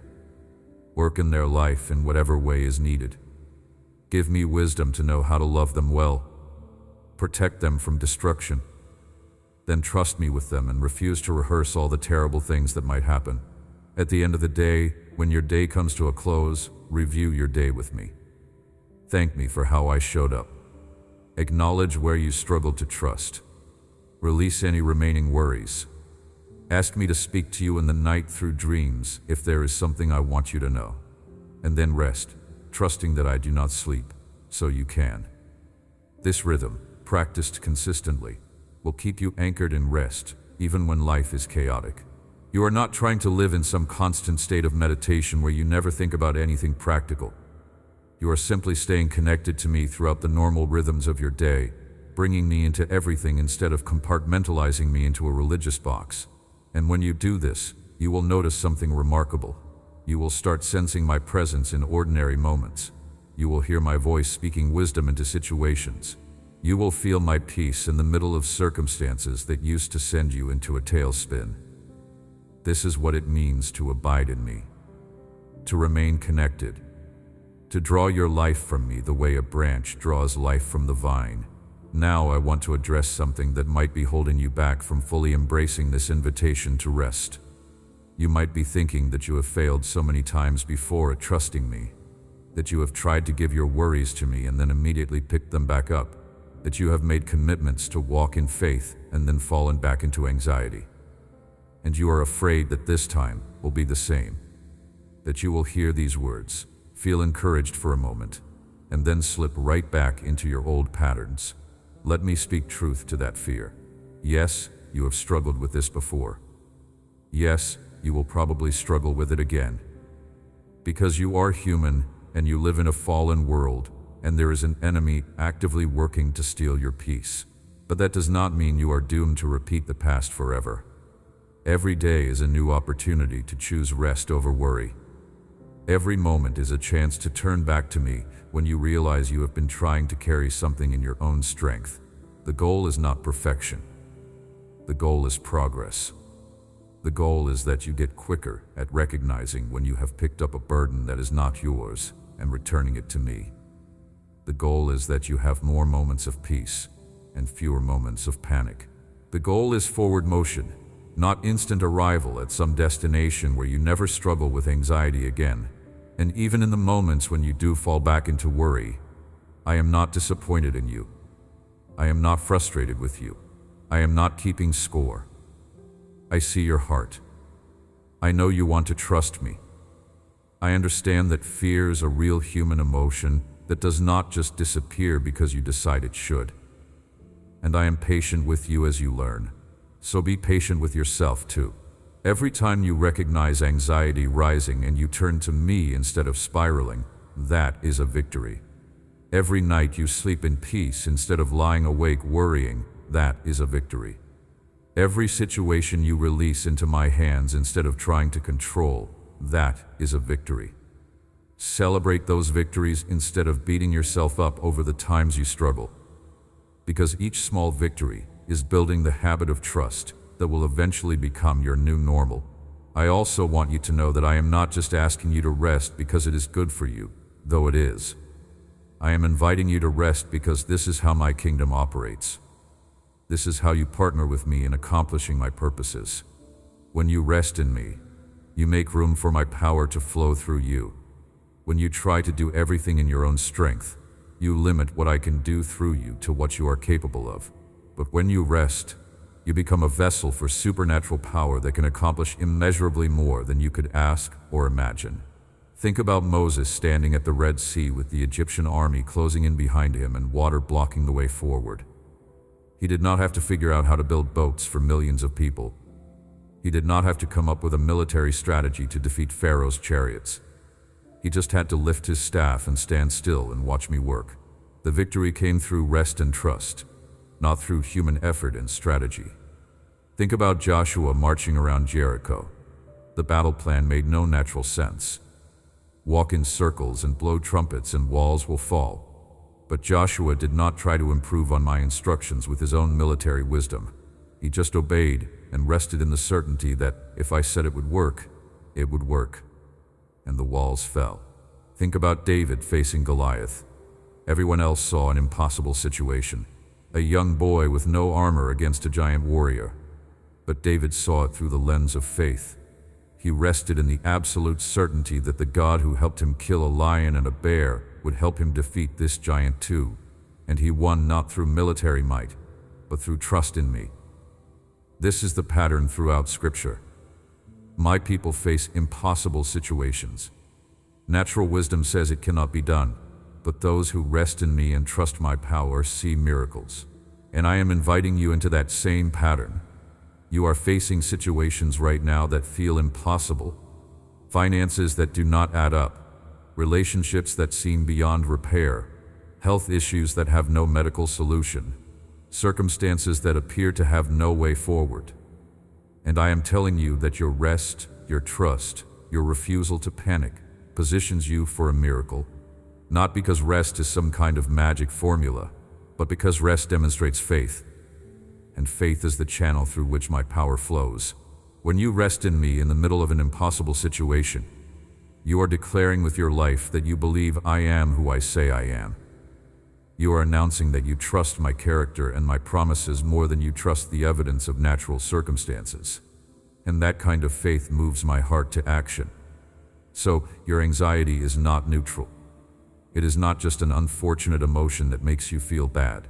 It is actually a form of unbelief that blocks the flow of my power in your situation. Every moment you spend worrying is a moment you are declaring with your life that you do not really believe I am able to handle this. I know you do not mean it that way. I know you believe in me intellectually. But functionally, when you worry, you are operating as though the outcome depends on you instead of on me. And rest is not passive resignation. It is active faith. It is you saying with your life, my God is able. My God is faithful. My God loves me. My God sees what I am facing, and my God will make a way. So I am choosing to trust Him instead of panic. That is rest. And that is the posture from which miracles flow. I need you to hear this next part carefully because it is crucial. The rest I am offering you is not dependent on your circumstances improving. You do not have to wait until the problem is solved to experience peace. The peace comes first, and then the solution follows. But even if the solution looks different than you expected, even if my plan unfolds in ways you did not anticipate, the peace remains because it is not based on getting what you want. It is based on trusting who I am. This is where so many of my children get confused. They think rest means everything is going well. They think peace is the absence of problems. So they wait for their circumstances to change before they allow themselves to rest. But that is backwards. Rest is what you practice in the middle of the storm. Peace is what you choose when there is plenty to worry about. Trust is most powerful when there are 1,000 reasons to panic, but you refuse to do it because you know me. Remember when I was in the boat with my disciples and a storm came up? I was sleeping. Not because I was unaware of the danger, not because I did not care that they were afraid, but because I was completely at rest in my Father's plan. I knew the storm was not going to sink us because I knew why I was there and where I was going. And when they woke me in a panic, I spoke to the storm and it stopped. But I also asked them a question. Where is your faith? I was not criticizing them for being afraid. Fear is a natural human response to danger. I was teaching them that faith is meant to be stronger than fear. That knowledge of who God is should produce rest, even when circumstances are threatening. That they could have experienced peace in the storm if they had really believed that the Son of God was in the boat with them, and nothing could harm them without his permission. This is what I am teaching you now. I am in your boat. I am in your situation. I am in your life. And nothing is going to happen to you that I do not allow or that I cannot turn for your good. So you can rest even while the waves are high and the wind is howling. Not because the storm is not real, but because I am in the boat with you, and I am not worried. So you do not need to be either. Let me also address the practical side of what rest looks like when you have responsibilities. I am not telling you to quit your job and just pray all day. I am not telling you to neglect your duties or ignore your obligations. I am telling you to do what you are called to do from a place of rest rather than a place of striving. There is a huge difference. Striving says, it all depends on me. If I do not work hard enough, it will fall apart. I have to make this happen. I have to control the outcome. And that mindset leads to exhaustion, burnout, and anxiety. Rest says, I will do my part faithfully and trust God with the outcome. I will work hard and honor my responsibilities, but I know the results are in His hands, not mine. I will sow seed, but God brings the harvest. Can you see the difference? One is exhausting, the other is sustainable. One leads to fear and control, the other leads to peace and trust. And the ironic thing is, you will actually be more effective when you work from rest than when you work from striving. Because rest keeps you connected to wisdom, creativity, and divine strategy. Striving keeps you stuck in survival mode, just trying to keep your head above water. So practically, what does this look like? It looks like giving your best effort at work and then releasing the outcomes to me. It looks like caring for your family with love and intentionality, but trusting me with how they turn out, instead of thinking it all depends on your perfect parenting. It looks like managing your finances wisely, but trusting my provision, instead of lying awake, panicking about money. It looks like taking care of your health responsibly, but trusting me as your healer, instead of being consumed with medical anxiety. Do your part, trust me with the rest. That is the formula. And when you live that way, you will discover that life gets so much lighter. Not easier necessarily, but lighter. Because you are not carrying the weight of things that were never yours to carry. Now let me speak to the miraculous power that is about to be released in your life as you learn to rest. I told you at the beginning that I am the God of mighty miracles. I am the God of impossible situations made possible. And when you position yourself in rest and faith, you position yourself to see my power manifest in ways that will leave you in awe. Here is what is about to happen. Those doors that have been closed are going to open. Not because you figured out the right strategy, but because I am opening them. That provision you need is going to come. Not because you worried enough to make it happen, but because I am your provider and I am releasing resources into your life. Those relationships that seemed broken beyond repair are going to experience healing. Not because you manipulated circumstances, but because I am doing a work in the hearts of everyone involved. That health issue is going to shift. That family situation is going to turn around. That financial pressure is going to ease. And when it does, you are going to know without any doubt that it was me. Because the way it happens will not make natural sense. The timing will be too perfect to be coincidence. The provision will come from unexpected sources. The breakthrough will happen in ways you never could have orchestrated. And you will stand in awe of my goodness and faithfulness. But more than the external miracles, I am going to do an internal miracle. I am transforming you from the inside out. I am taking that anxious, worried, controlling person you have been, and I am transforming you into someone who is peaceful, trusting, and confident in me. I am replacing fear with faith. I am exchanging anxiety for peace. I am turning your weakness into strength and your confusion into clarity. And this internal transformation is actually the greater miracle, because circumstances change all the time. Today's problem gets solved and tomorrow's problem arises. But when you are transformed on the inside, when you learn to walk in rest and trust regardless of circumstances, you have something that cannot be taken from you. You have peace that survives any storm, You have joy that endures any trial. You have hope that cannot be extinguished by disappointment. This is my gift to you. Not just solutions to your current problems, though those are coming, but a new way of being in the world.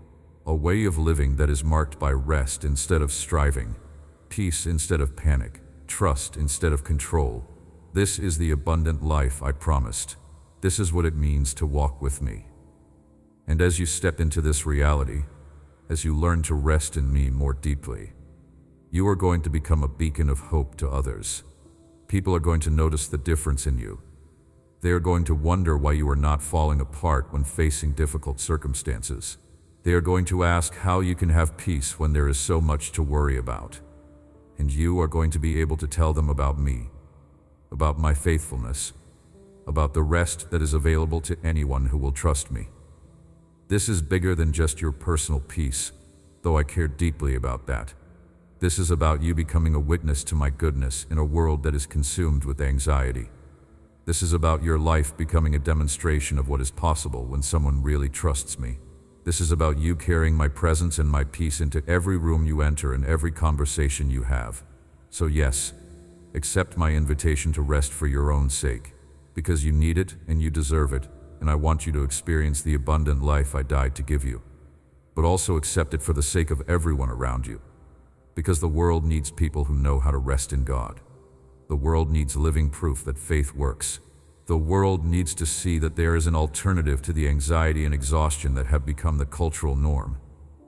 You are that alternative. Your life is that proof. Your peace is that witness. So step into it fully. Embrace this invitation with your whole heart. Release everything you have been trying to control. Surrender every worry that has been stealing your sleep. Let go of every burden that was never yours to carry.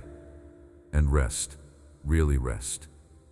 Not someday when everything is figured out. Right now. In this moment. Even with all the unanswered questions and unsolved problems. Rest in my love for you. Rest in my power working on your behalf. Rest in my perfect timing that is never late. Rest in my faithfulness that never fails. Rest in my wisdom that sees what you cannot see. Rest in my goodness that is working all things together for your benefit, even when you cannot understand how. This is my invitation. This is my promise. Come to me, all who are weary and burdened, and I will give you rest, not eventually, not theoretically, right now, really, truly, rest for your soul, peace for your mind, strength for your body, hope for your future. This is yours. Receive it. Walk in it. Live from it. And watch what I do next, because the story of your life is about to shift. The chapter of striving and anxiety is ending. The chapter of rest and miracles is beginning. You are going to look back on this moment as the turning point. The day you finally said yes to my invitation. The day everything changed because you stopped trying to do it all in your own strength and collapsed into my arms, trusting me completely. Let me tell you about the kind of rest I am offering you, because it goes deeper than just relieving stress or getting better sleep, though those things will come. The rest I am talking about is a rest for your soul. It is the kind of rest that reaches into the deepest parts of who you are and settles something that has been unsettled for far too long. It is the rest that comes when you finally stop trying to prove yourself, stop trying to earn love, stop trying to be enough on your own. It is the rest of knowing that you are fully known and fully loved just as you are.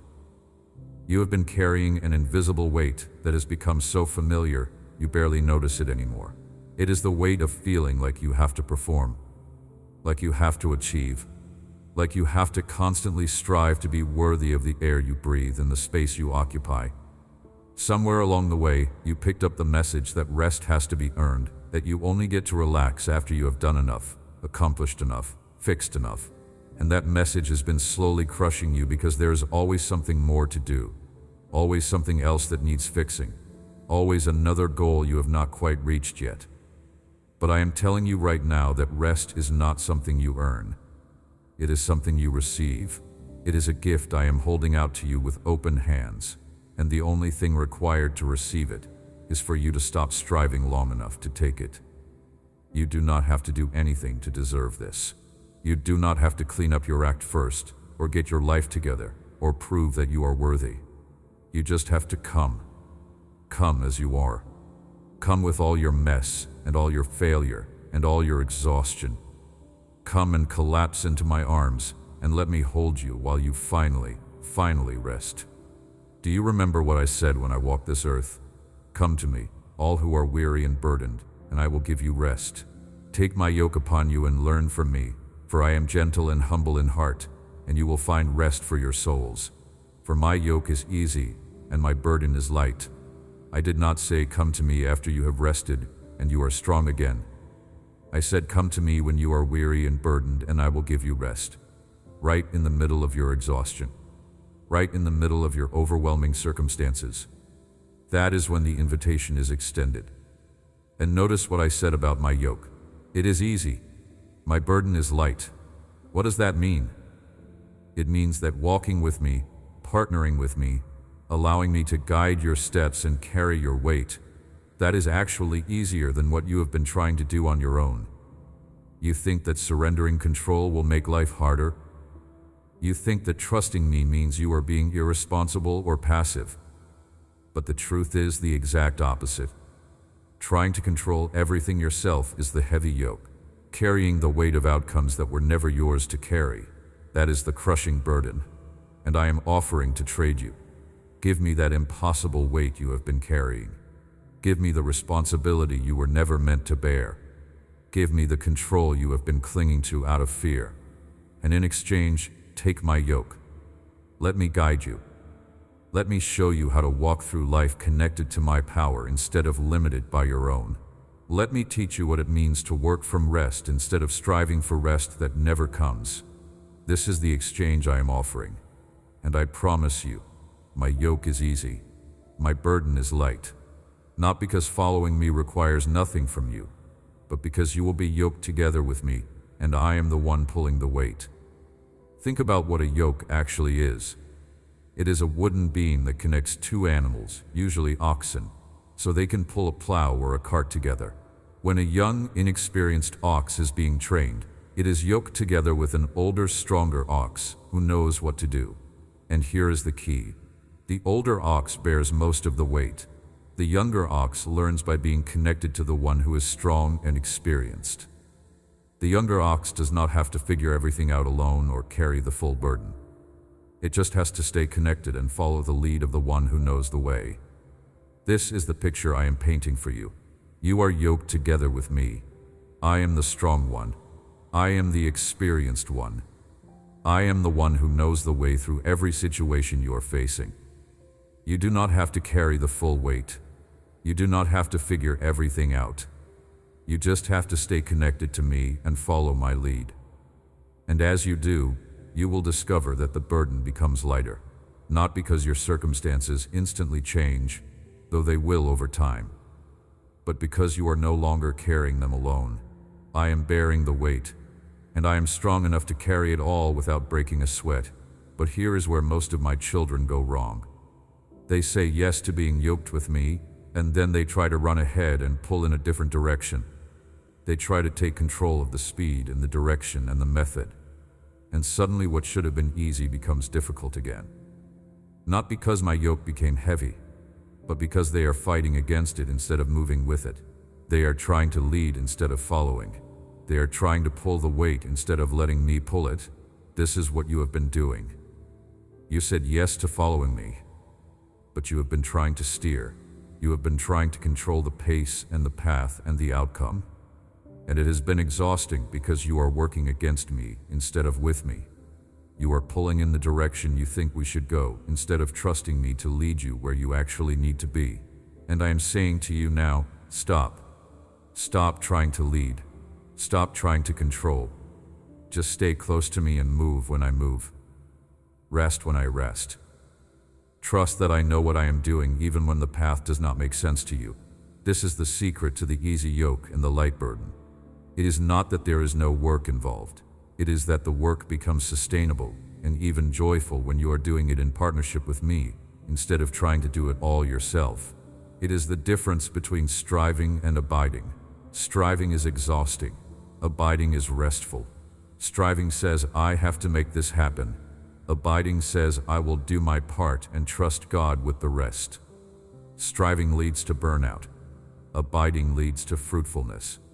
And I am inviting you right now to shift from striving to abiding, from exhausting yourself to resting in me. Let me give you a practical picture of what this looks like. Imagine you have a big project due at work. The old way, the striving way, would be to immediately feel the pressure and start frantically trying to figure out how you were going to get it all done. You would lie awake at night running through scenarios. You would work long hours fueled by anxiety. You would skip meals and neglect rest because there is just too much to do.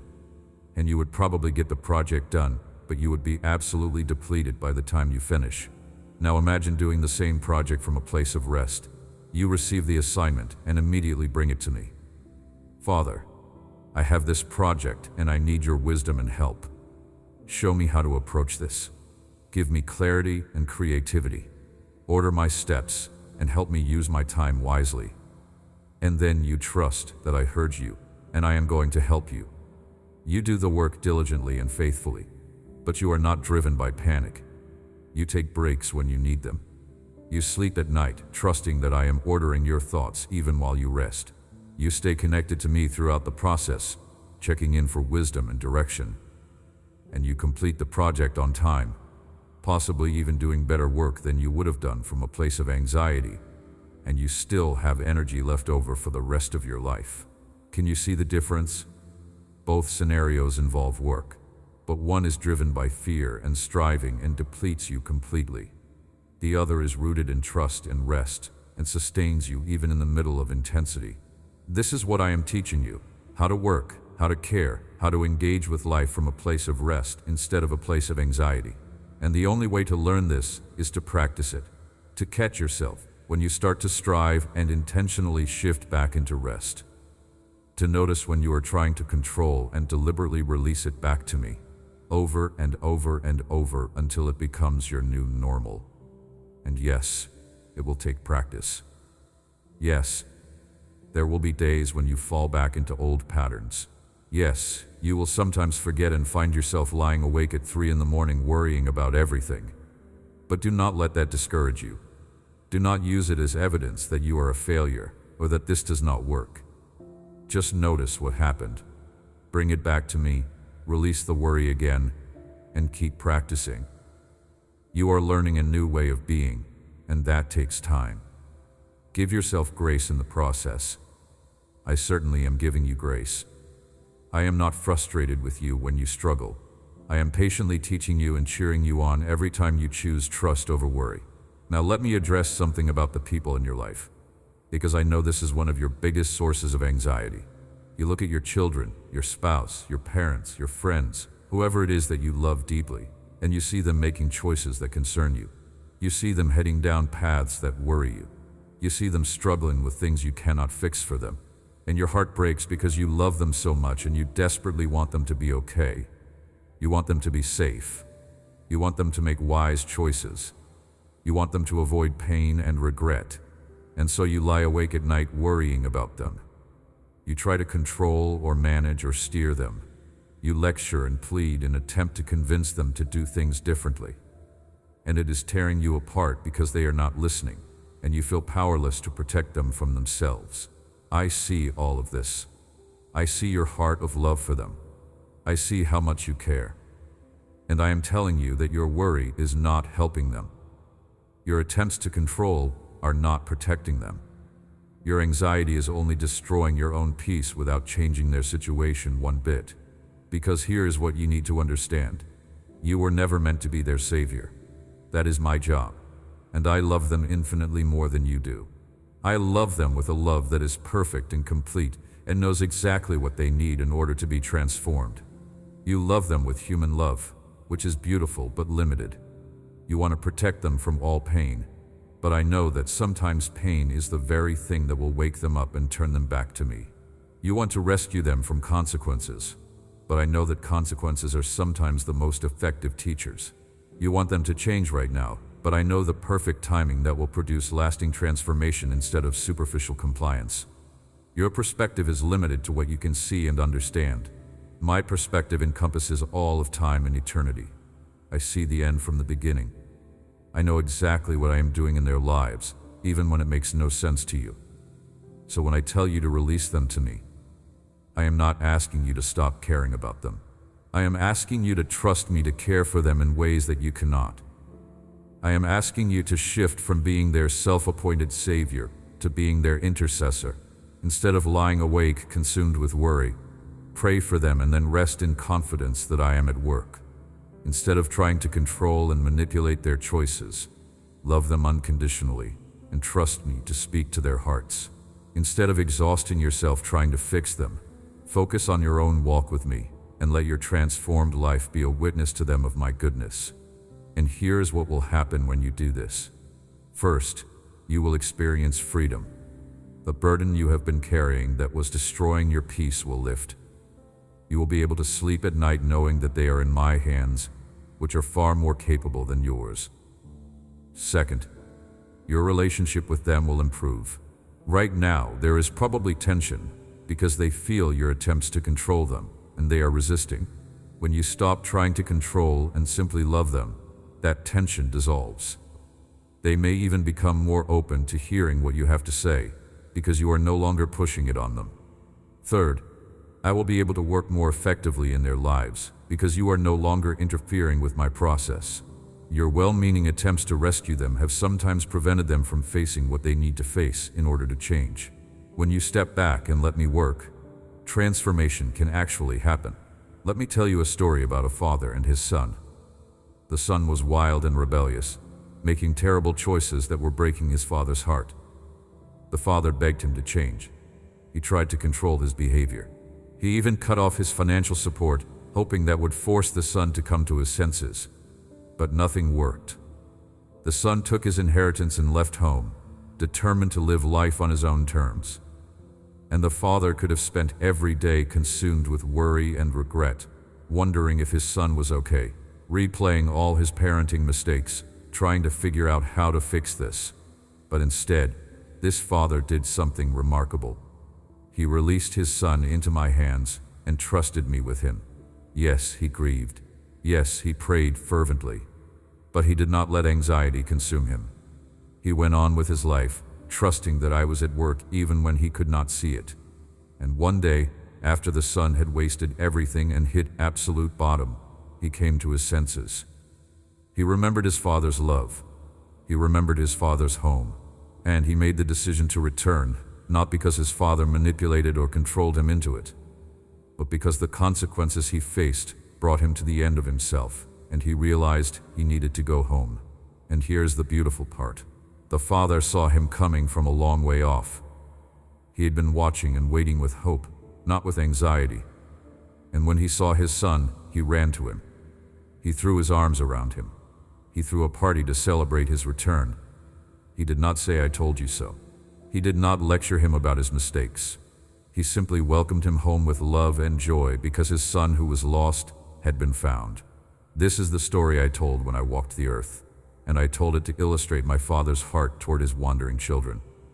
But it also illustrates what I am trying to teach you about the people you love who are making choices that concern you. Release them. Trust me with them. Pray for them. Keep the door of your heart open for their return. But do not let worry about them destroy your peace. Do not let anxiety about their choices prevent you from experiencing the abundant life I have for you. They are in my hands, and my hands are big enough to hold them safely while they learn the lessons they need to learn. There is another aspect of rest that I need to talk to you about, and it has to do with your own sense of worth and identity. A huge part of the reason you cannot rest is because you have believed the lie that your value is tied to your performance, that you are only as good as your last achievement, that you have to keep striving and producing and accomplishing in order to matter. And that lie is a slave driver that will never let you rest because there is always more to do, always another mountain to climb, always another way you could be better or do more. But child, listen to me carefully. Your worth is not determined by what you do. It is determined by whose you are. You are mine. You are my beloved child. And that identity, that relationship, that is established and settled and secure regardless of your performance. You could never do another productive thing for the rest of your life, and you would still be infinitely precious to me. You could fail at every single thing you attempt, and I would love you exactly the same. You could make mistake after mistake, and I would still call you mine and hold you close. This is not to say that what you do does not matter. Your choices have consequences. Your actions affect your life and the lives of others. I care about how you live, and I want you to walk in wisdom and obedience. But none of that changes your fundamental worth in my eyes. You are valuable because I created you, and I chose you, and I love you. Period. Not because you earned it or deserve it or achieved enough to qualify. Simply because I decided you are mine. When you really grasp this truth deep in your soul, it changes everything. You stop trying so hard to prove yourself. You stop living in fear of failure. You stop exhausting yourself trying to earn love that has already been freely given.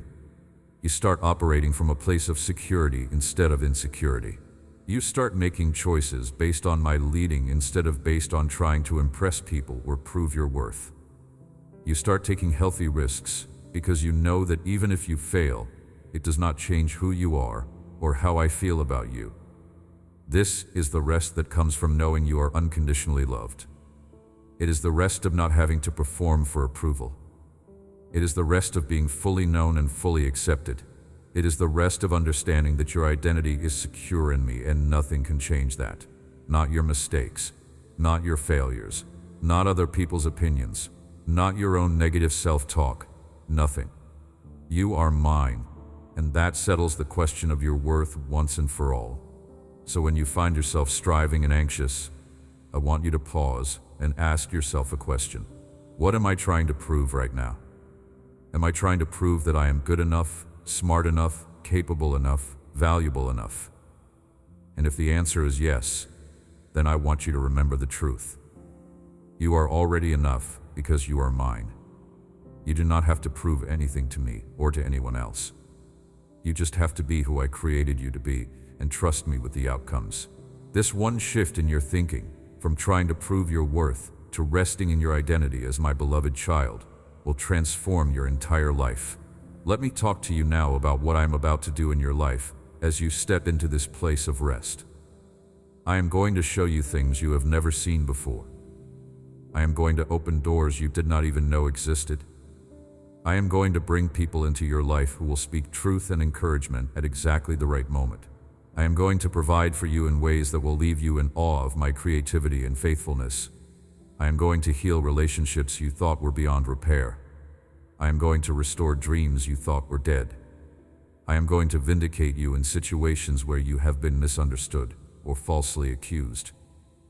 And I am going to do all of this not because you earned it by finally learning to rest, but simply because I love you, and I have always had good plans for you. The difference is that now you will be positioned to receive what I have been trying to give you all along.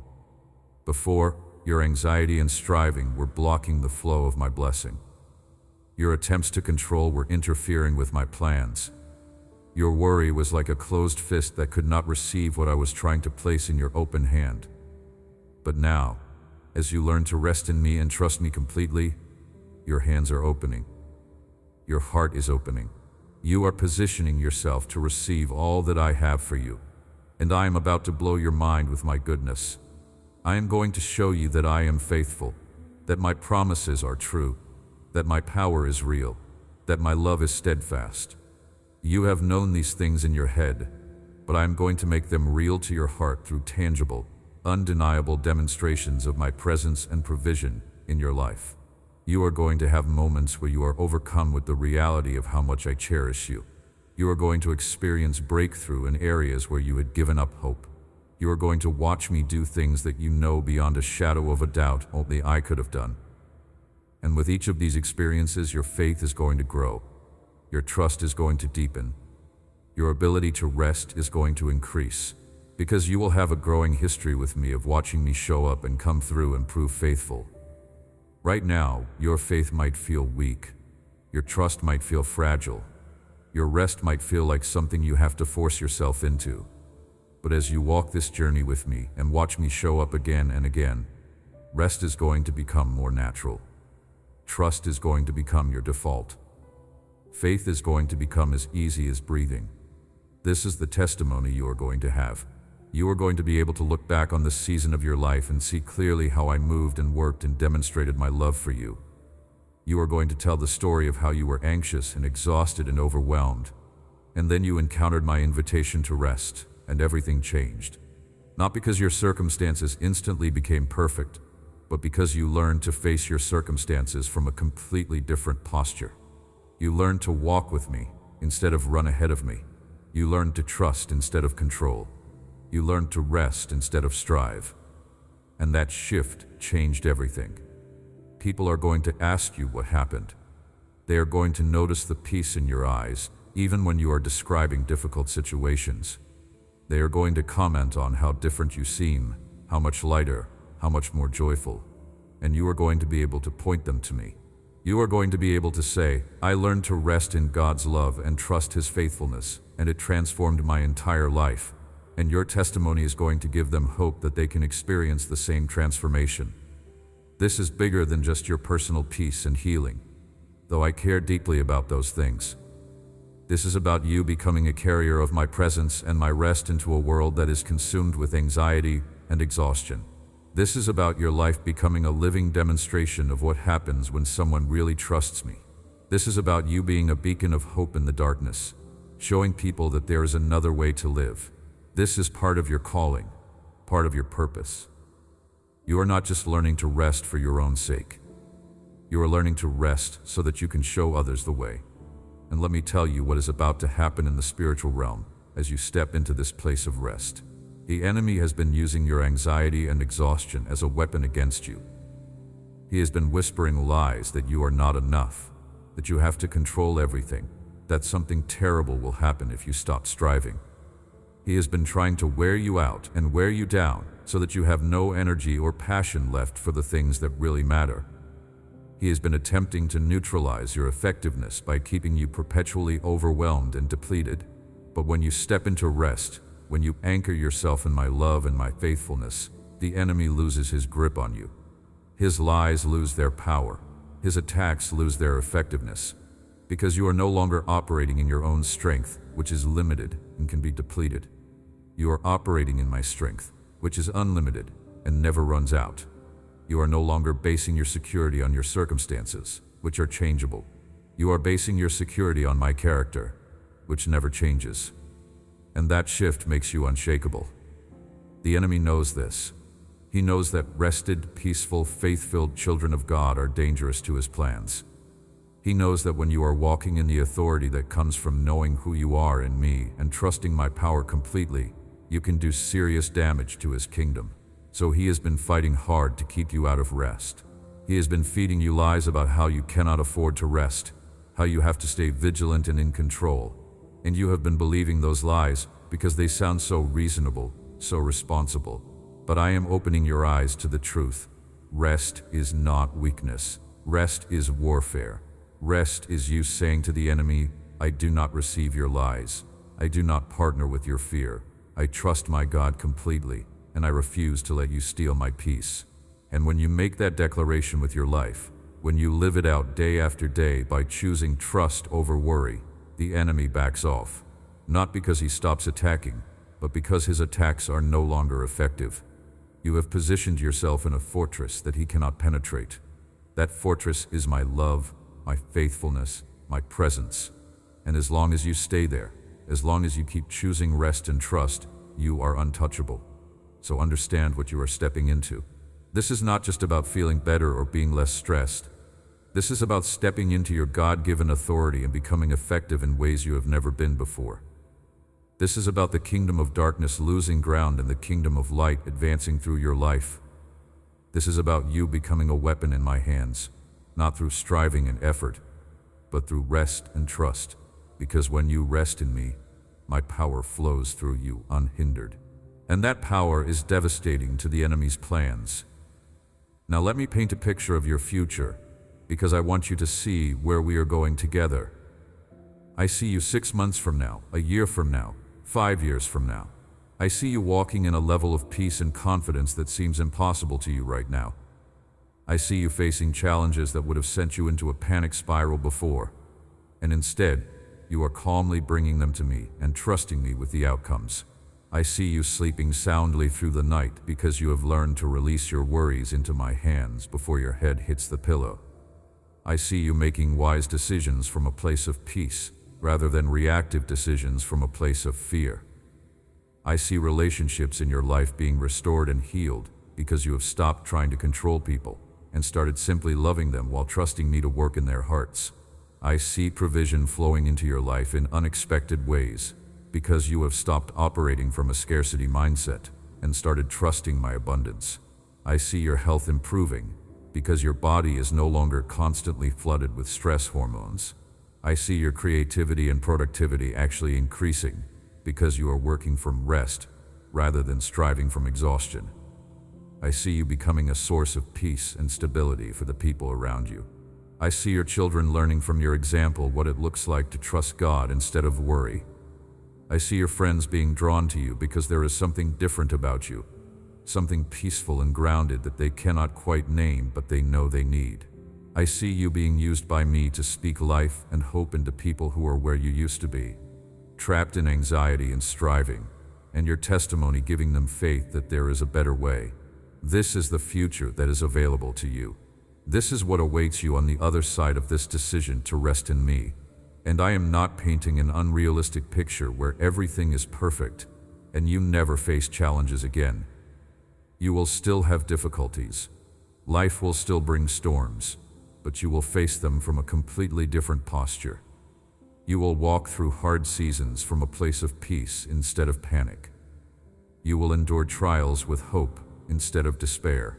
You will emerge from battles stronger rather than depleted because you were not fighting in your own strength. You were resting in mine. This is my promise to you. This is what I am offering. And the only thing required for you to step into this future is for you to make a decision right now. Will you accept my invitation to rest? Will you release the illusion of control and trust me completely? Will you stop striving and start abiding? Will you exchange your anxiety for my peace, your weakness for my strength, your confusion for my wisdom? The choice is yours. I will not force this on you. I will not manipulate or coerce you. I am simply standing here with my arms open wide, inviting you to come. Come and rest. Come and be loved. Come and experience the abundant life I died to give you. The door is open. The invitation has been extended. All you have to do is say yes and take the first step toward me. And I promise you, the moment you do, you will feel my arms wrap around you. You will sense my peace settling over you. You will know deep in your soul that you have made the right choice, and your life will never be the same. This is your time. This is your breakthrough. Not because you figured it out or worked hard enough or finally got everything under control, but because you stopped trying to control it and let me be God in your situation. Because you chose rest over striving, faith over fear, trust over anxiety. Welcome to the life you were always meant to live. Welcome to the peace that surpasses understanding. Welcome to the joy that cannot be stolen. Welcome to the strength that never runs out. Welcome to rest in my arms where you are safe, you are loved, you are held, and you are going to be absolutely fine. Amen. If this message touched your heart, share it with someone who needs to hear these words right here in this moment. Type Amen in the comments to receive this blessing. Let this be the day your life changes. Let this be the moment you finally surrender the burden you have been carrying and step into the rest I have been offering all along. Your breakthrough is not coming someday. It is here, right now, as you choose to trust me completely, as you release control and embrace the peace I am giving you. Everything changes from this moment forward. Walk in that truth. Live in that freedom. Rest in that promise. I am with you. I love you. And together, we are about to do something miraculous in your life.